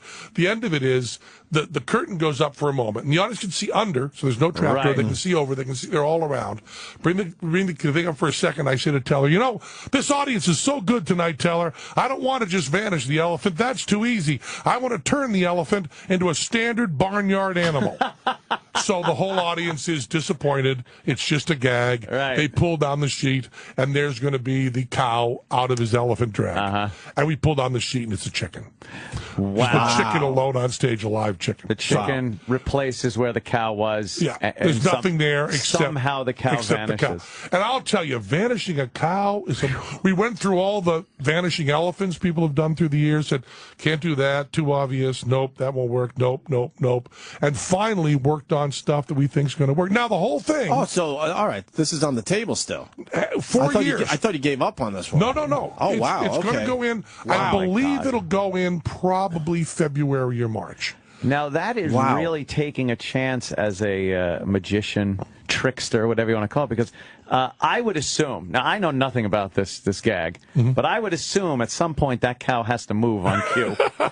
Call me silly, which right there is a problem. Yeah. Secondly is live animals tend to make noises if they're unhappy. Yeah, you don't want that ruining. Well, we will be playing Born Free really loud during that. Is that why they do that shit? Of course, that's why they do it. Magicians don't like music. If they had their way, they'd play white noise. But you don't want a squeaky hinge giving away. Born free as the wind blows, as free as the grass grows. Oh, wow. I'm a gullible fuck. If you ever heard, so that just covers up all the. If you ever heard squeaks and the animal. If you ever heard the Siegfried and Roy show, yes. Did you ever see Siegfried and Roy? Never. Just on TV, like anyone else. If you ever went to the Siegfried and Roy show live, which I went to, I loved it. Went to the Siegfried and Roy show. They played music at the volume of about Deep Purple 72, right? I mean, real. Highway Star? Come on. No, not that music. That volume. The volume what they were playing was da-da-da-da-da-da-da, but probably about 118 decibel. Wow. And if you went into rehearsals and they didn't put the CD on, the soundtrack of Siegfried and Roy really sounded fucking move it. I would assume, I never thought of that aspect of it. The sound of all those things, hinges, latches. So we had to go forever saying, well, if we play Born Free, it's really, really funny. If we play it too loud, it's really, really funny. Yes. And it covers up. Because we can't go da-da-da-da-da-da. We have to find the exact right song. Right. So people go, isn't that great? They're playing Born Free too loud.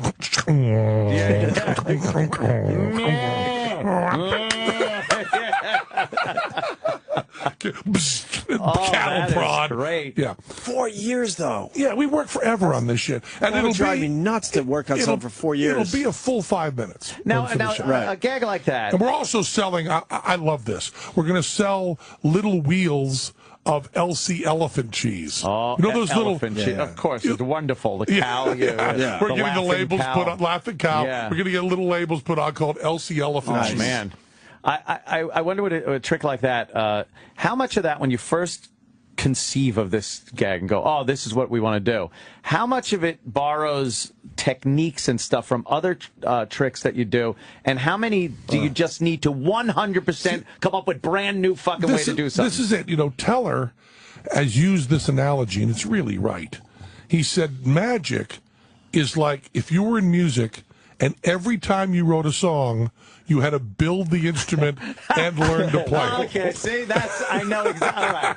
That makes sense, So right. you can't just say, okay, now we're going to do this song, we'll pick up this. Because, what are we going to do? Pick up the teapot and turn it into an elephant? Yeah. No, you start from scratch. It's one of the reasons that I enjoyed being on Celebrity Apprentice, because if you tell me, tomorrow, the three of us are going to go do something none of us know how to do, you two might go, ugh. And I go, okay, Hey, great. that's kind of exciting. Right, yeah. Speaking of Celebrity Apprentice, I didn't feel good about Ant throwing me under the bus earlier. No? No. Been doing a little research on my own here. Did you put E-Rock on an assignment? Maybe. So, Penn, if you will, bear with me and just listen to this. Thank you. Trace has lived the life here, man. The whole the work ethic, the getting hurt on a real man's job, right? The country music star, weapons charges. Jesus Christ, it's fantastic. How are we going to tell Penn Jillette that we're not rooting for him anymore? I know. Should we call him? I'm all in with Trace now. Yeah. And this is fantastic. Yeah. You asshole. Did I say that? And I saw. I can't have Penn leaving here today thinking you're a good guy and I'm not. I saw Trace, because I had my sad moment. Yes, And then the very next day I see Trace. And I didn't hear your fucking piece of shit show. So I'm in the green room with Trace. And I go, so I heard you had a good time with O&A. He said, yeah, thanks for getting me on that show. That was really great. And I go, I heard they he said, oh, your boys sold you out. He said, they are not your boys. Let me tell you that right now. Now, this Trace is a friend of mine. So Trace, a friend, is telling me, your boys, they just sold you out. I don't remember saying that. You can hear the tongue-in-cheek in there, right? You can, right? You can, right? You've been trying that argument since you were 8, right?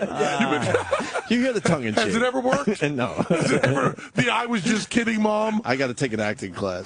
No, he does that Wounded Warrior commercial. I know. And you feel so good for him. And he sings about the soldiers. Oh, my God. It's not a dry eye in the house. What a great American. Guys? Yeah. Yes. This is not what's making me feel the best. No. Oh, I'm sorry. Oh, man. You did come back today, though. That's a good sign. I did. Okay. Jeez, Opie, had it all settled out, and you had to throw that out there. I was feeling good. I was telling stories that had nothing to do with that. I moved right know. up. It was great. Penn's got to go. Elephant. But they're saying you got to go. Okay, we but would love to have you for another half hour or You so. guys have got to yourselves. I'm going to check it out today. Fundanything.com. There's only like 3 days. There's some great stuff left. One of the rewards we have is Jet Tilla, who's this fabulous chef who gave me cooking lessons for this show. World-class chef. If you give money to this movie, you can come over my house and Jet and I will cook you supper along with your friends. Pretty cool. You can come to the show. We'll teach you magic. You talk about how many drinking the show is done afterwards. I'll teach you to juggle. We can hang out. Suites at the Rio, come by, and also huge chances to be in the movie. Nice. I mean, you can also, we have a chance of you to put a friend of yours in as one of the 8x10s that's held up as a corpse. You can do that kind of stuff. You can also put names in. You can get your name in the movie. We're also allowing, because the idea of the movie is to that I do the director's commentary. Also on the DVD, there's another 20 tracks. We are letting people do their own director's commentary track over it that you could have all set up. What a great idea. A way to involve people Yeah, in this. we're all making a movie. We're probably, it's either L.A. or Vegas, but we're probably going to be shooting it in Vegas. And there'll be a huge rap party that everybody's invited to. My band's going to play. Everybody? Everybody that's involved in the movie. What about me and Ant? Oh, well, you're going to put money in the movie, aren't you? Sold them out right now. I sure am. You better. That's where this is where you can come back. I want to go there, and I can see who the contributors are. I want to see you guys there for at least a Blu-ray package, maybe for a line, and come back. And maybe you could put it where they say the comments. Yeah. You could say with apologies to Trace Adkins. I am definitely. I'm going home. I'm going on the website. What's the website again? Fundanything.com. FUNDANYTHING.com, and then you'll see my picture there. But if you need to go right to it, it's /Penn PEN and the podcast, which I just thank you. I'm a huge fan of. I did a real tough one last week. I didn't hear it yet. Yeah, it's real tough because it was the day I found out Lou Reed died. I was going to ask you about that really fast. I know you got to go. I swear to you, we don't understand Lou Reed. Yeah. And, so give me a minute or two on Lou Reed. I will.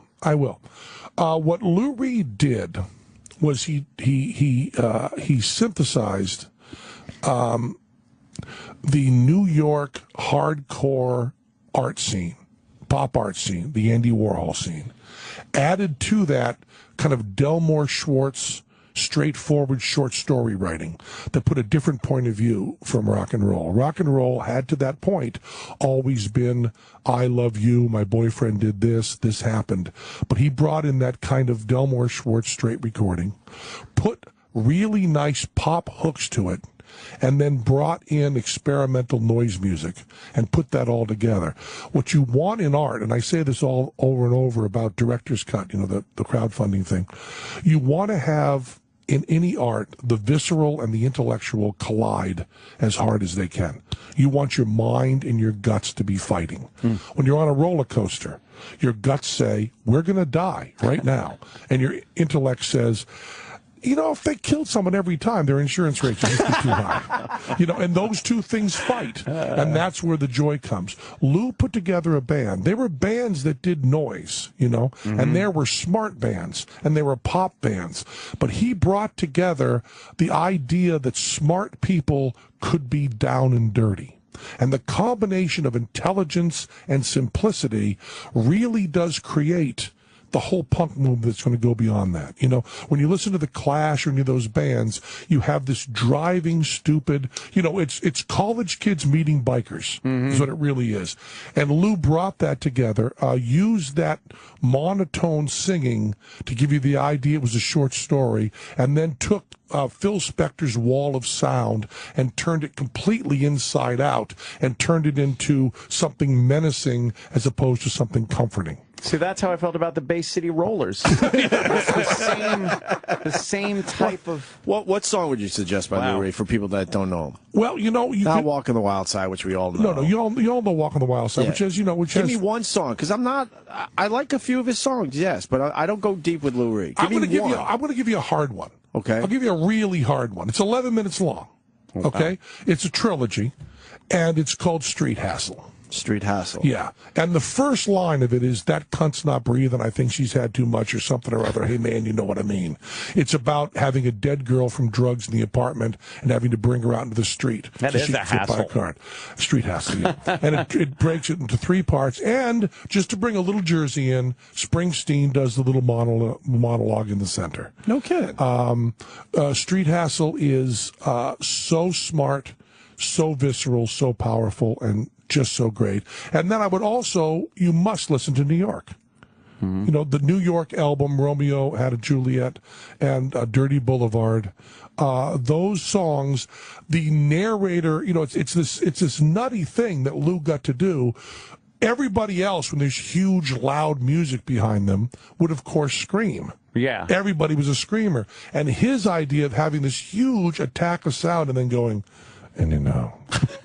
was a really beautiful. This is the first time it's been put in this context. But you have to remember also, and this is a big mistake. Do you feel guilty now? This is a little bit. This is a big. So do I. This is a big mistake. I'm in a moment right now. Is that if you listen to Lenny Bruce right now, the Carnegie Hall concert, if you listen to that record, you will say, if you're honest, what's the big fucking deal? Not that funny, not that surprising. I'm one of those guys. Not that anything. Because I love comedy, so I listen to old Lenny Bruce stuff. I don't get it, and the lingo takes me out of it. But you know why you don't get it? Yes. Is because it's become everything around you. Gotcha. The idea of talking first person about your real life with the sadness and getting comedy out of that is invented by Lenny Bruce. Yeah. You do it every fucking day. I would postulate you might not be doing it if not for Lenny. But it becomes so absorbed into our culture that you can't see the novelty. It's not a big deal anymore. At the time, it sent him to jail. Right. But when everybody else was coming on stage and going, does your wife shop too much? He came on stage and said, my wife filed for divorce today. And that's like, what are you talking about? That's a huge difference. His first person was real first person. And he invented this American art form. So Lenny Bruce, I love playing Lenny Bruce to people who are in their 20s and going, what do you think of this? Just a hack comic. Nothing special. Nothing special at all. Well, let me tell you, you don't have George Carlin. You don't have Pryor. You don't have Louis C.K. None of those people exist if not for this. So I agree with you. If you're looking to just put on a Lenny Bruce record and just be taken away with it, you're not going to get that. There's a famous quote from Brian Eno, and I won't get it word for word, that only 30,000 people or 3,000 people bought the first Velvet Underground record, but every one of those people started a band. I mean, you don't have David Bowie without Lou Reed at all. You don't have Iggy Pop without Lou Reed. You certainly don't have Nirvana. You certainly don't have any of the 90s stuff. You certainly don't have U2.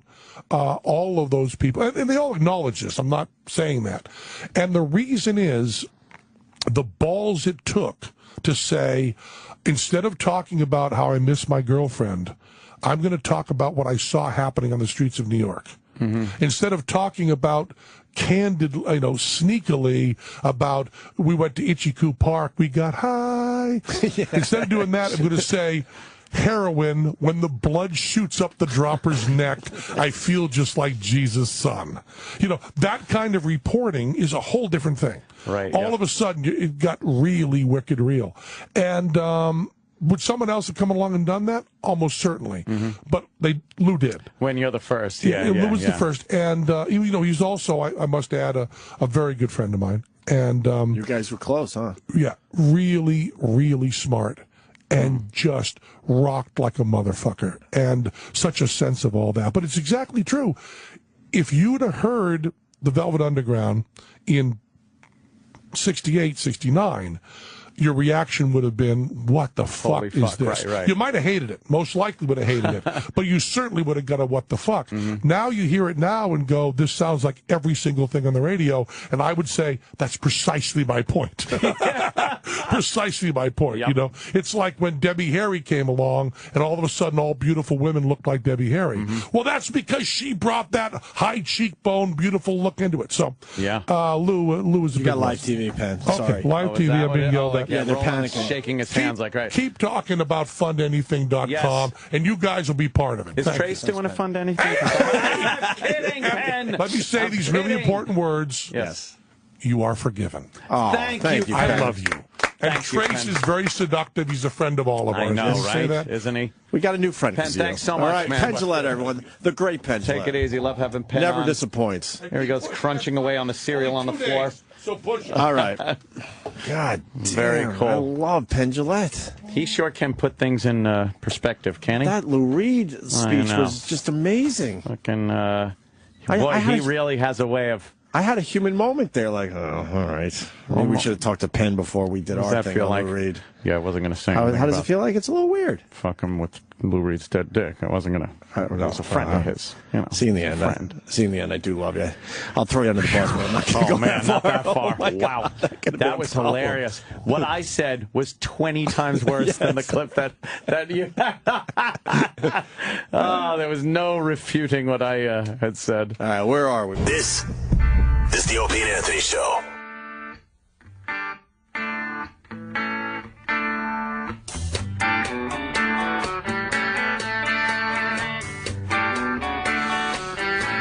Dirty Boulevard. Pedro lives out of the wheelchair. Dirty Boulevard. He looks out a window without glass. I still don't like it. Well, I mean, Penn put it very eloquently and everything, and I understand. I just don't like it. I think after Penn's explanation, I think I just became a huge Lou Reed fan. Oh, man. I'm not even joking. That's crazy. I'm going to go check out a lot of Lou Reed now. Yeah. Yeah. Yeah. There's something I was going to say. I was going to just say this. Penn Jillette is great on our radio show. I know. Every fucking time. He rules. He's never had a bad appearance. No, he's never at a loss for words. It's always interesting, fun stuff, He knows how to say shit. That's his whole thing. He's like a carnival barker. Just amazing. That fucking... how good was the show? Cow trick, man. I want to see that. The show was great. His show is so much fun, man. He's hilarious, and the magic is really good. I've always wanted to see a Penn Jillette show. Yeah, it's good. I got to get out to Vegas just to do that, I guess. And you realize, and he doesn't ever try to, fake it or anything. He Teller's the guy that comes up with the fucking tricks and shit. Right. Yeah. And Penn's the guy that makes it interesting. Right. If it was just Teller up there doing magic, you'd fucking the most amazing things, and you'd be yawning. Right. But Penn brings that whole entertainment dynamic to it. Well, they understand they work very well together. Absolutely. So. Yes, they're the Opie and Anthony of magic. Anthony's a dirty fuck to go back on Penn like that. I know. Hey, you know what? I won't even deny it. And then I tried the tongue-in-cheek thing, and he's on to that. He was on to the whole thing. He's on to everything. He knew. He knew. Boy, my clip was 10 times worse than yours. Was it? Oh, my God, yeah. Yeah. I was too busy worrying about what I said.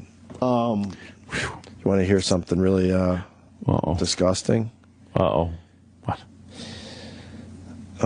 Yesterday. Oh, no. Yeah. Is it disgusting like gross disgusting or disgusting like ideologically disgusting? It's just gross. Oh, okay. You know, meant like interracial marriage or something. You know, it's disgusting. What? Past few years, I've been talking about how you would do pretty much anything for your kid. Yeah. And a lot of parents out there can relate to doing anything for your kid. Well, I had one of those I'll do anything for my kid moments yesterday. Oh, no. Because I've heard parents talk about things with, puke and shit and piss and snot and earwax and everything else that... Let's play a little game. And they go, as a parent, yeah, that grosses you out when you think about it before you have a kid, but then afterwards, it doesn't even bother you. Let's play a game. Okay, let's play a game. Try to figure it out. Ask a couple questions. All right. I'm going to try to do it in the fewest amount of questions possible. Okay. Is it something that was involving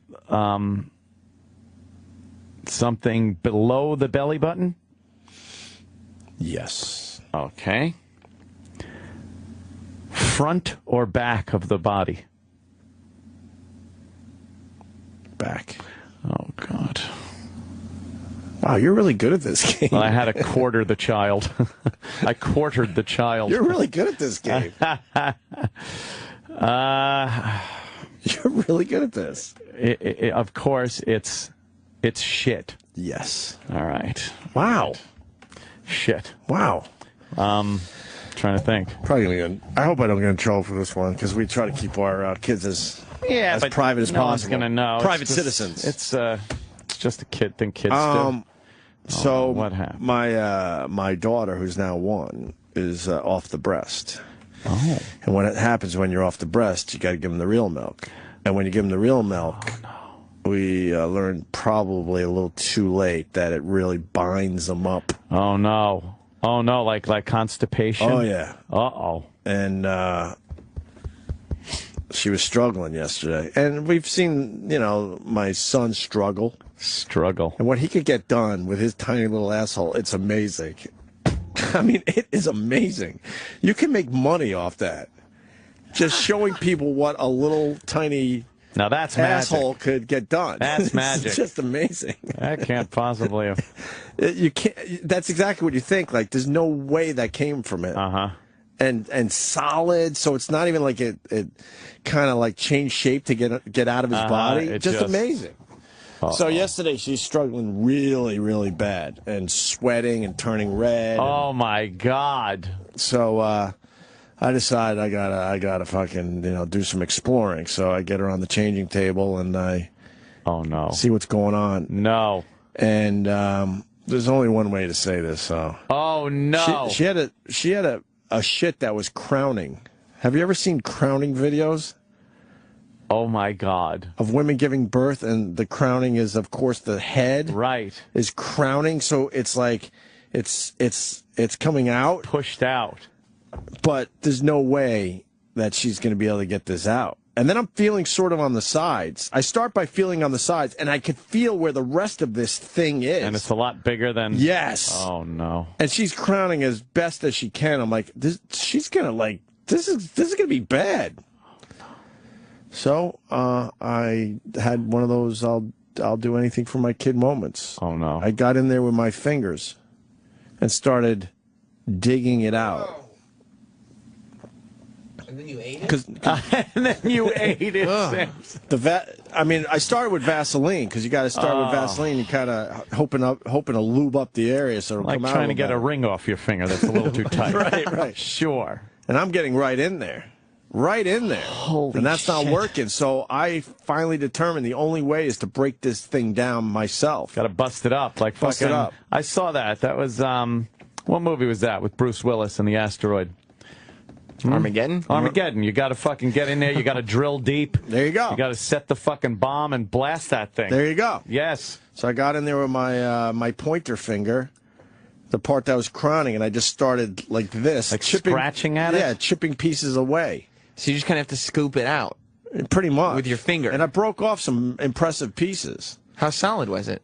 Extremely solid. I'm trying to think of... so it wasn't like mushy where you like not push even it. close. It was almost hard to break pieces off of it. Oh, my dear sweet Jesus. That's what you got to do as a parent, Ed. Well...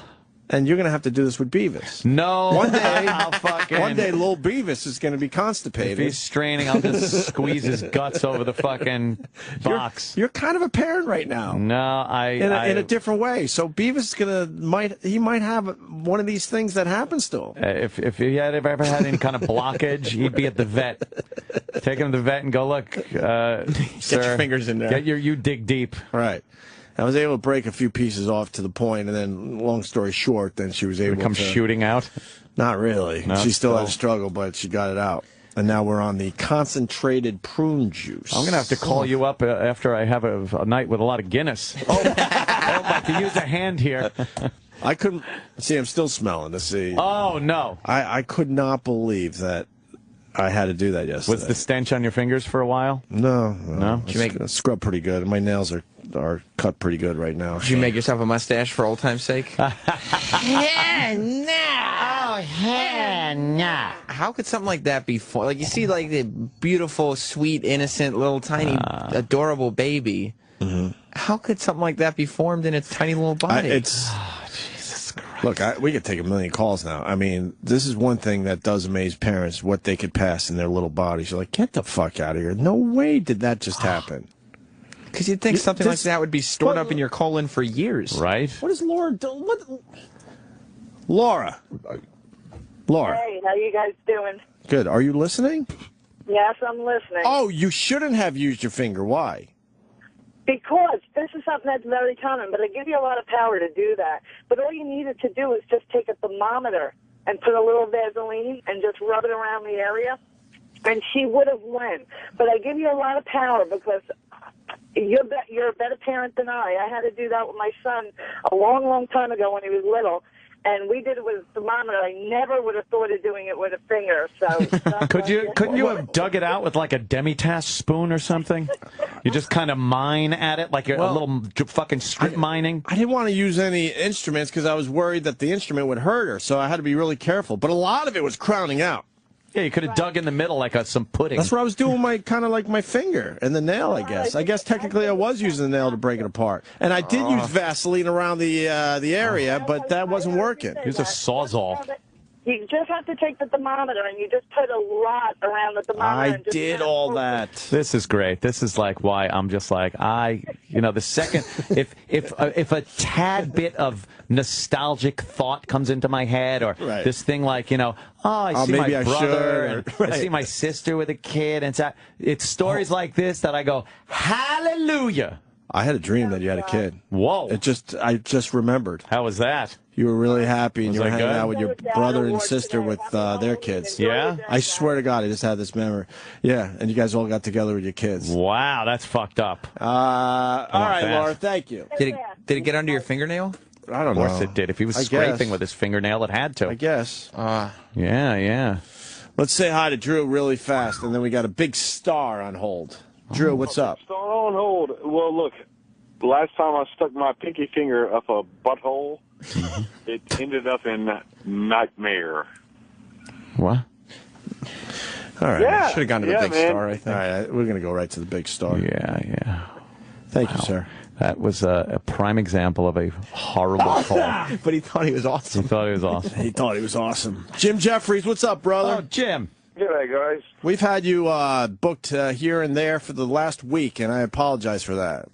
That's all right. I've been on hold here for about 5 minutes, and the first sentence I heard was, what he could do with his little asshole, you could make money off. That's comedy. Have you had any situations with your young son yet? I had to dig out poo from my daughter's butt yesterday. My son seems to be more evolved than your children. Yeah, none of that gross stuff. Leave it in there. I've seen him get constipated. Like, you give him baby laxative the same stuff they cut cocaine with. Well, but this poo was already formed. I That's guess if the it was all problem. coming out already, what are you going to do? Yeah, it's Kick already her off the formed. bowl? It's already formed. You got to get that one out, and then you do the right thing. And now she's on a nice regimen, so hopefully that won't happen again. Oh God! No, I don't know how or why, but my son already has a gaping asshole and just fall there. Gaping. Jesus. What are you doing? What are you doing? You got something going on, huh? Carnegie Hall, Jim Carnegie Jefferies. Hall. Carnegie Hall, November 9th coming up, and there's still about 300 tickets left, which isn't many. It will sell out, but I'd like to sell it out a bit before. Oh, hell yeah. Yeah, you would like to not have to worry about the ticket sales and just focus on the gig itself. So let's get tickets for Jim Jefferies, man. Carnegie Hall, Saturday, a week from Saturday, okay. Very funny. I'm thinking it's Friday because we're taking tomorrow off. So a week from this Saturday, Jim Jefferies at Carnegie Hall. You can get the tickets through carnegiehall.org. I assume that's okay. I assume. I assume. You really calmed down, huh? As far as like partying and stuff and going out since you had a kid? No, at the moment, not. I'm back drinking every now and again, but at the moment we're filming season 2 legit, and, right? And so it's I can't really because we're working so hard. But, yeah. But, talking about legit, I don't know if I mentioned this last time. We got George Lazenby's going to play my dad. Hey, wait a minute. Didn't he play what, James Bond or something? Yeah, he was James Bond for one movie. Yeah. Wow, that's pretty cool. Yeah, and the thing is, he was like the best-looking male model in 1968. 68. Every time you're hanging out with him, he's always talking about, we used to have these orgies, John Lennon's cock would be there. Peter Sellers' cock would be there. There'd be a few. I said to him, have you ever fucked the Bond girl? He goes, it'd be easier for me to tell you which ones I haven't fucked. He goes, they all come to the conventions. So I think he hasn't fucked them in their prime. I think he hasn't. Oh, you think he's fucking them like from the convention? So, man. I think he fucks them and there's just a pile of headshots next to each other, all half signed. Yeah, just some old broads waxing fantastic about the old days while they fucking have Viagra sex. Yeah.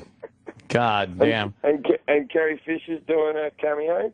Oh, hey, that's pretty cool. Carrie Fisher. We had her on once. She's wild. But it's that weird thing, no matter what she looks like now or whatever, I haven't seen her in anything for years, but I mean, there's a bit of me that wants to, when she shows up, just go, there's been a wardrobe change. You'll be wearing this gold slave. Yeah. You're a Star Wars fan, obviously, right? I like Star Wars, yeah. What do you think of J.J. Abrams, this whole thing? What do you think it's going to be? I think it will be better. But, I'm pretty excited. Yeah, it's kind of like, I like the new Star Trek, so I'm not a Star Trek. Yeah. Well, I don't think it'll be the same. I don't want CGI in anything anymore, and I don't give a fuck about 3D either. No. No, you don't. You don't give a fuck about 3D, or you don't like a lot of CGI? I like little tiny models, and I like puppets. Puppets. You know what I mean? Like when Yoda was You're a child. Well, when Yoda was a puppet, you believe that Yoda exists, right? But when Yoda's got like 2 lightsabers and he's jumping around like a maniac, you go, well, that's not fucking real. I didn't like that at all. I didn't like when he's jumping around like a maniac and stuff. I did kind of like him when he was just the puppet with the little cane and stuff walking around. But I think as far as the space battles go, and especially with J.J. Abrams, that looks fucking awesome in Star Trek. And I think I think his version of CGI space battles is really good for Star Wars. I think it'll look better than when Lucas did it. I don't know.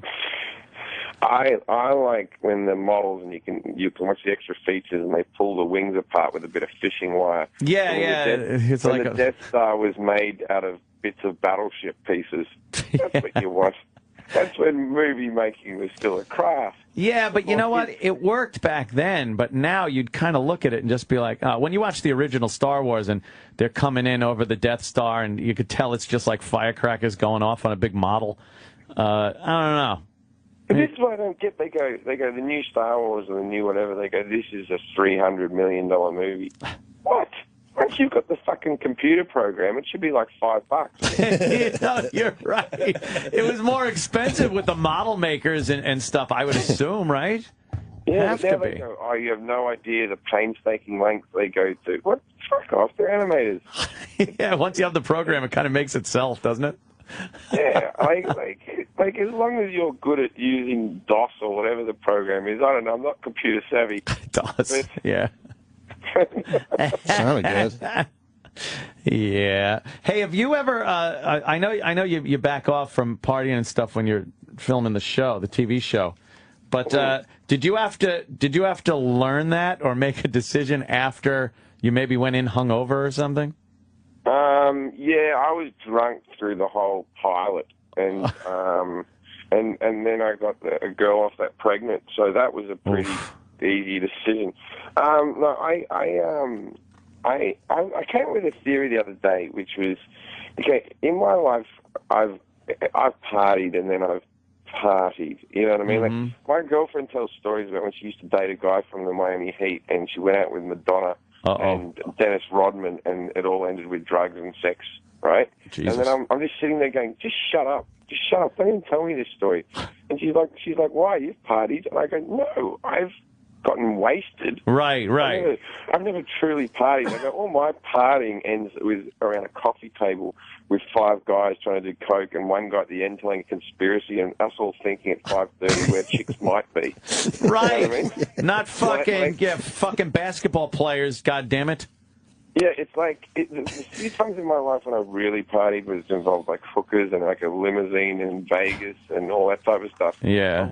I've woken up and I've gone. If you really party, you wake up and go, "Hell, that was geez, we partied last night. That cost me $2,000." Right? Yeah. But when a girl wakes up and goes, "I really partied last night. I just made $2,000." That's the big difference. Yeah. Like if a girl really parties, she'll profit. Right. Boy, and you don't want to hear those stories either. No, I don't. There's some center, buddy. Yeah, no, I don't want to hear that story. You know, my cock can never live up to that. Yeah. I'll never sort of some NBA player. Not even if my cock was the same size, just the enthusiasm level of a professional athlete. Yeah. She was with black guys? That's what the story sounds like. Oh, Jim. Oh, no. Oh, you can't be friends with Anthony anymore. She's wrecked. That's a big no-no in Ant's world. A big no-no. That's like my first question I ask a girl before her name. Have you ever been with a black guy? I'm terrible. And if the answer echoes back to you, you know she's lying. Yeah.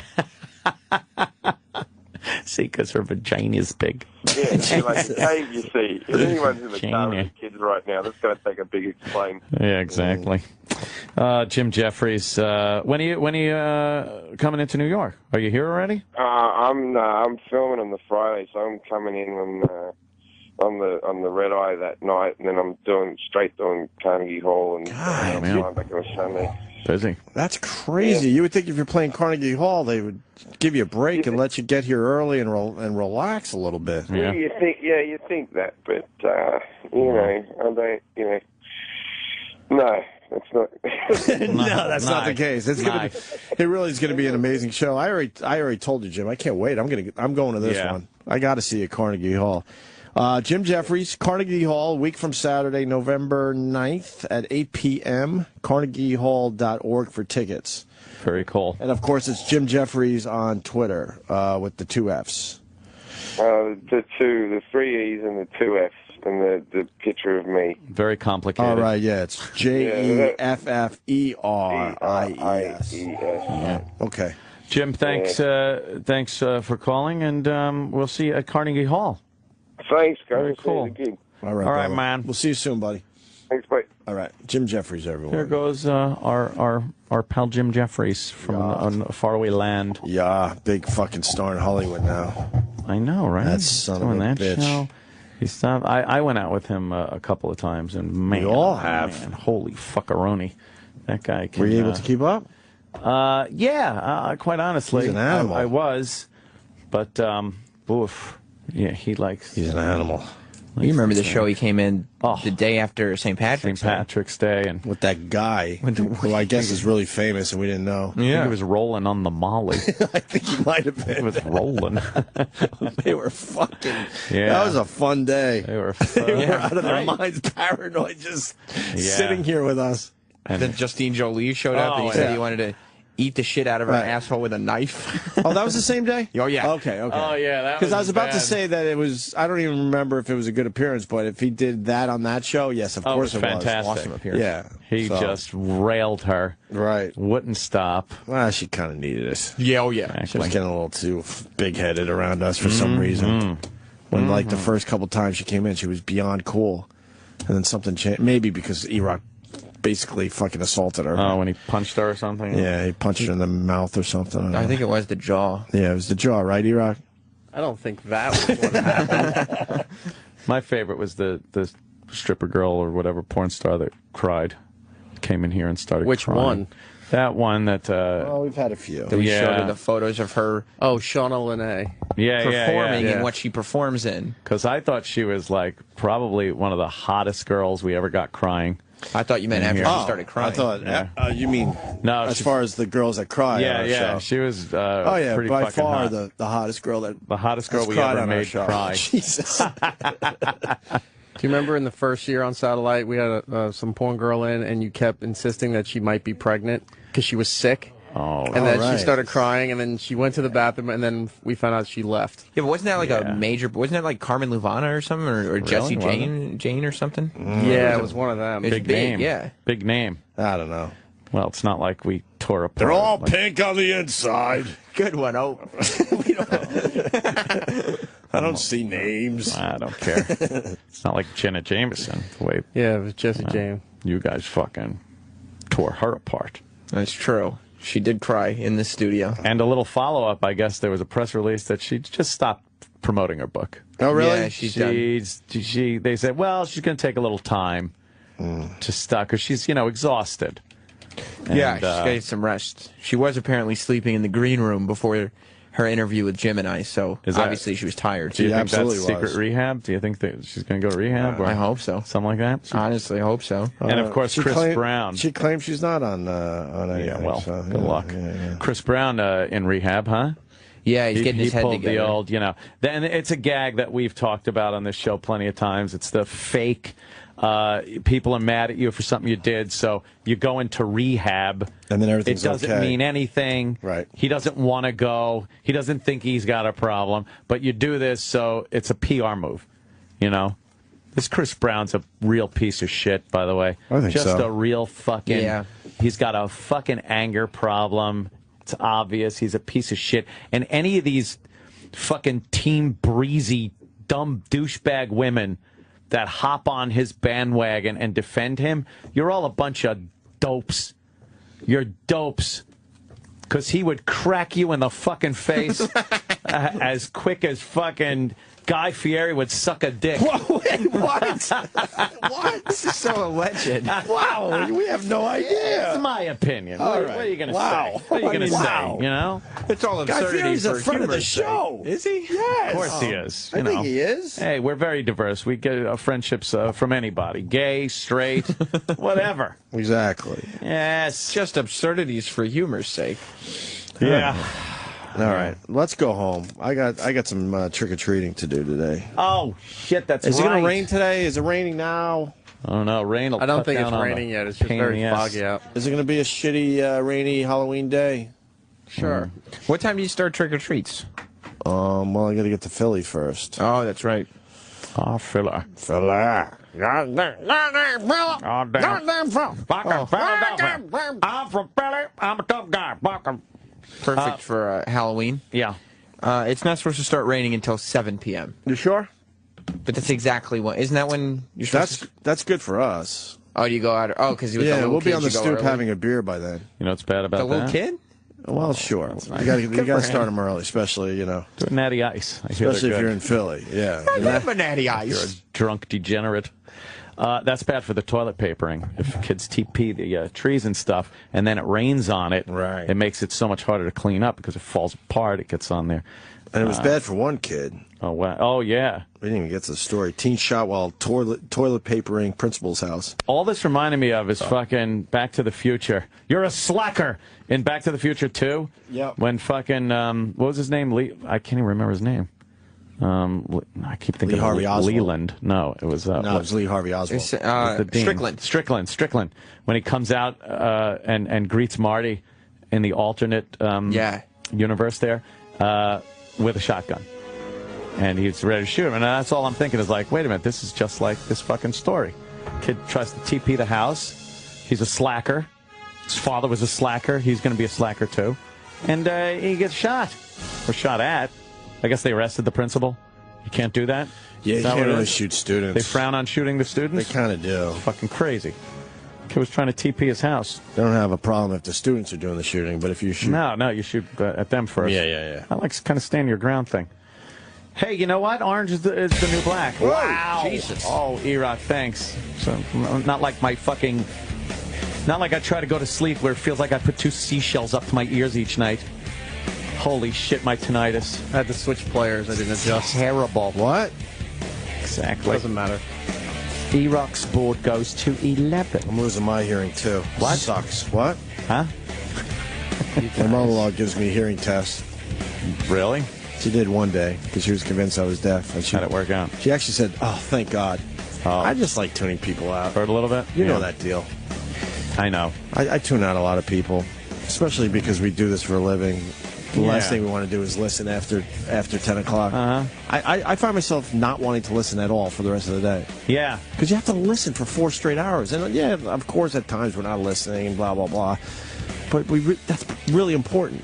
So I'd like to rest that part of my brain and not listen. You know, there's a sound frequency that you can't hear. That you can't hear once you're over like 20 years old. Yeah. And they play it throughout the malls sometimes, really loud, because the shoppers won't hear it and everything. But it's supposed to keep the kids away, if they don't want kids loitering. No. Yeah, it's fucked up. Your hearing starts degrading by that point. So it's like some fucking high-pitched frequency that, is that it? Yeah, I can hear turn it. the volume up. Turn the volume up on this. I See if we am. can hear it. I hear that. Wait, shh. No, you don't. I swear to God. I You hear really that. don't hear that? I hear that. I hear that. For real. Play it again. Hold on. Shh. Stop it and make it go again.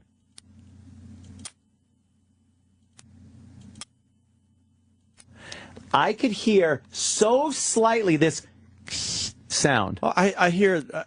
I Is hear it a loud tone? as day. Thank Is it a- God. Wait. Is it a tone? Is it to go beep? No, it's. You don't hear me doing anything? Like, I was just, the whole time you were talking, turning it off and on, off and on, off and on. You can't hear that? Play it again.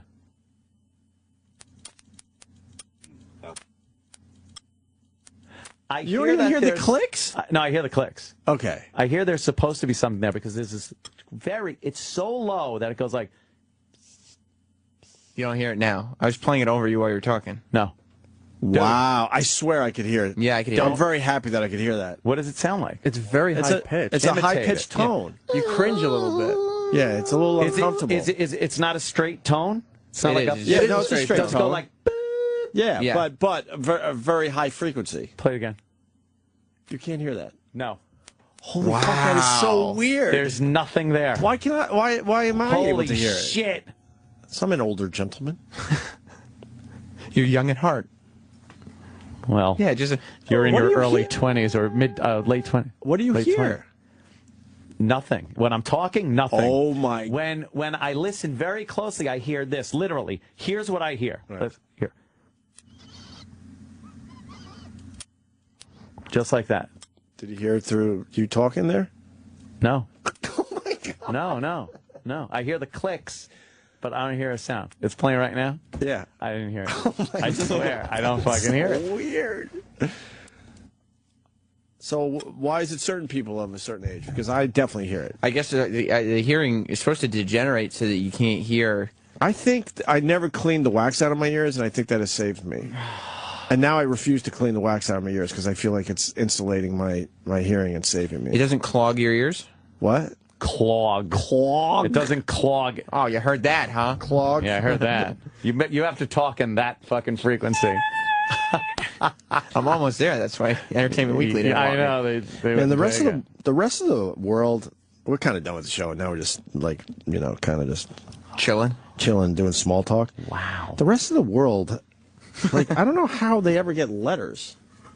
Yeah. I got caught in this Sudoku thing. I got to like send out like signed Sudoku right. puzzles. Yeah. And I'm sending one to like Belfast. Belfast. And instead of having like a zip code, it's like BT1, but then there's a space 2DY, Northern Ireland, UK. Like, how is this ever going to get there? Really? Why wouldn't you like adopt our number system? They had that shit in England too. What is BT1? And it's not, and then it doesn't continue. BT1 space 2DY mean. That's their zip. Do you hear it now? No. So weird. My high frequency is gone, and it was from years of the band, and then thank God thank God I still got it after all these years of radio, and probably my job too, because I used a lot of heavy equipment, tools, a lot of those fucking like jackhammer things and fucking sawzalls and hammer drills. Right. So a lot of that shit just fucked my hearing up.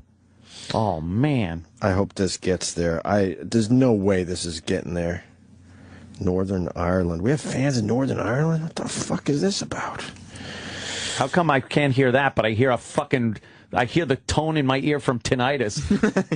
Yeah, is that fucked up? Yeah. You would think that you wouldn't be able to hear that at all. Yeah, why can't I not hear that? Do you hear this? It's playing. It was playing. I didn't hear it. It still is playing. It's still playing. Oh, it's still, no. Now it stopped. Wow, that's fucked up. But I'm a happy man but today. that is a tone that most people can hear. I don't know. I'd love to hear. I mean, I heard it. Oh, Eric could hear it. Opie heard it. Where's my mail hear boy? Where's Sal? Can't hear it. He's coming. Could you turn it up real loud? Turn that sound up real loud. Phone the computer up. Oh, over there, as high as it'll go. Turn the sound up real loud. Oh, it's as high as it'll go. Okay, Yeah, go ahead. it's Do it been again. really loud for me. That's loud. Is it? Wow. No. Sal, can you hear that? Sal, put headphones on. Oh yeah. You can hear it. Ed, I swear I could hear it. Oh my God. I know you can hear it. How loud is it though? Maybe I don't hear the whole thing. I mean, it's loud. It's like 18K. But what is 18K? I don't know what he's talking about. Thank you. This is why he's Thank you. mailman. How loud is this? In It's fucking- general terms. No, 18K is the frequency. I don't my care. gosh. Like what? How loud is this? It depends. I mean, it depends on how loud you have the headphones on. There's no like actual. How loud do you hear this? Loud. Oh. Like pretty loud. Ow. Like it's it almost burns. distracting. Hold on. Let me And turn like my it's- headphones on. Yeah. See, I hear it I hear it low. I'm playing in it the real loud now. background. My headphones are loud. Go. Oh. Yeah, that hurts now. That was. You can hear that now? I cranked it up real loud in my headphones, and it's like It's it piercing. hurts. It's a little piercing. Yes. Okay. Wow. All right, we got to go home. Yeah. Jesus. Happy Halloween. Happy and, Halloween. I'm Happy bummed Happy Fall. Happy Halloween. I'm bummed I'm missing your party. Have fun there. Oh yes, the big party. I'll probably wind up putting that like I usually do on Live from the Compound on Ustream. So just go to Ustream.com and just put in fucking Live from the Compound. You'll find me. And people come down. They do shows in the studio. I put cameras out during the hijinks and shenanigans, and it's usually a lot of fun. So people can live vicariously through it. Last time he did this, Bobo threw up. Right. Bobo, last party, It's a Bobo huge hit. threw up. The show went on until the wee hours of the morning with various drunken people saying horrible things about people. Yeah. So tune in. Generally, it doesn't get rebroadcast. So. No, it's a one and done. It's a one-off because it's just very politically incorrect. Right. Okay. Yeah, have fun. Yeah, we'll Happy Halloween. We'll be watching that. Maybe I'll tune in from Philly. Oh, sure. It'll be like I'm You there. didn't read or that. something. Yes. What? You didn't read that. I just threw the read away. Yeah. Oh, click on my what's my name video. I like that one a lot. Some lunatic New York City lady trying to return $9 of sweet potatoes, yelling and screaming, and demanding that the person knows her name. So like the fat lady that was pissed at the truck that was idling in the parking lot, the diesel truck. And she came out of a Prius, and she's like, "You leave it in the exhaust is going in my window." What a bitch! I got that DM to me a couple of times. Oh boy, really? Fucking, you want to smack her in the head? She's just a fat cunt. I think it's one of our listeners too. Really? I don't know. That's how it was tweeted to me. I just didn't have time to click on it yet. But it's basically saying it's pretty good. He knows the person that filmed it supposedly. Yeah, fuck. Here comes line of the day, line of the day.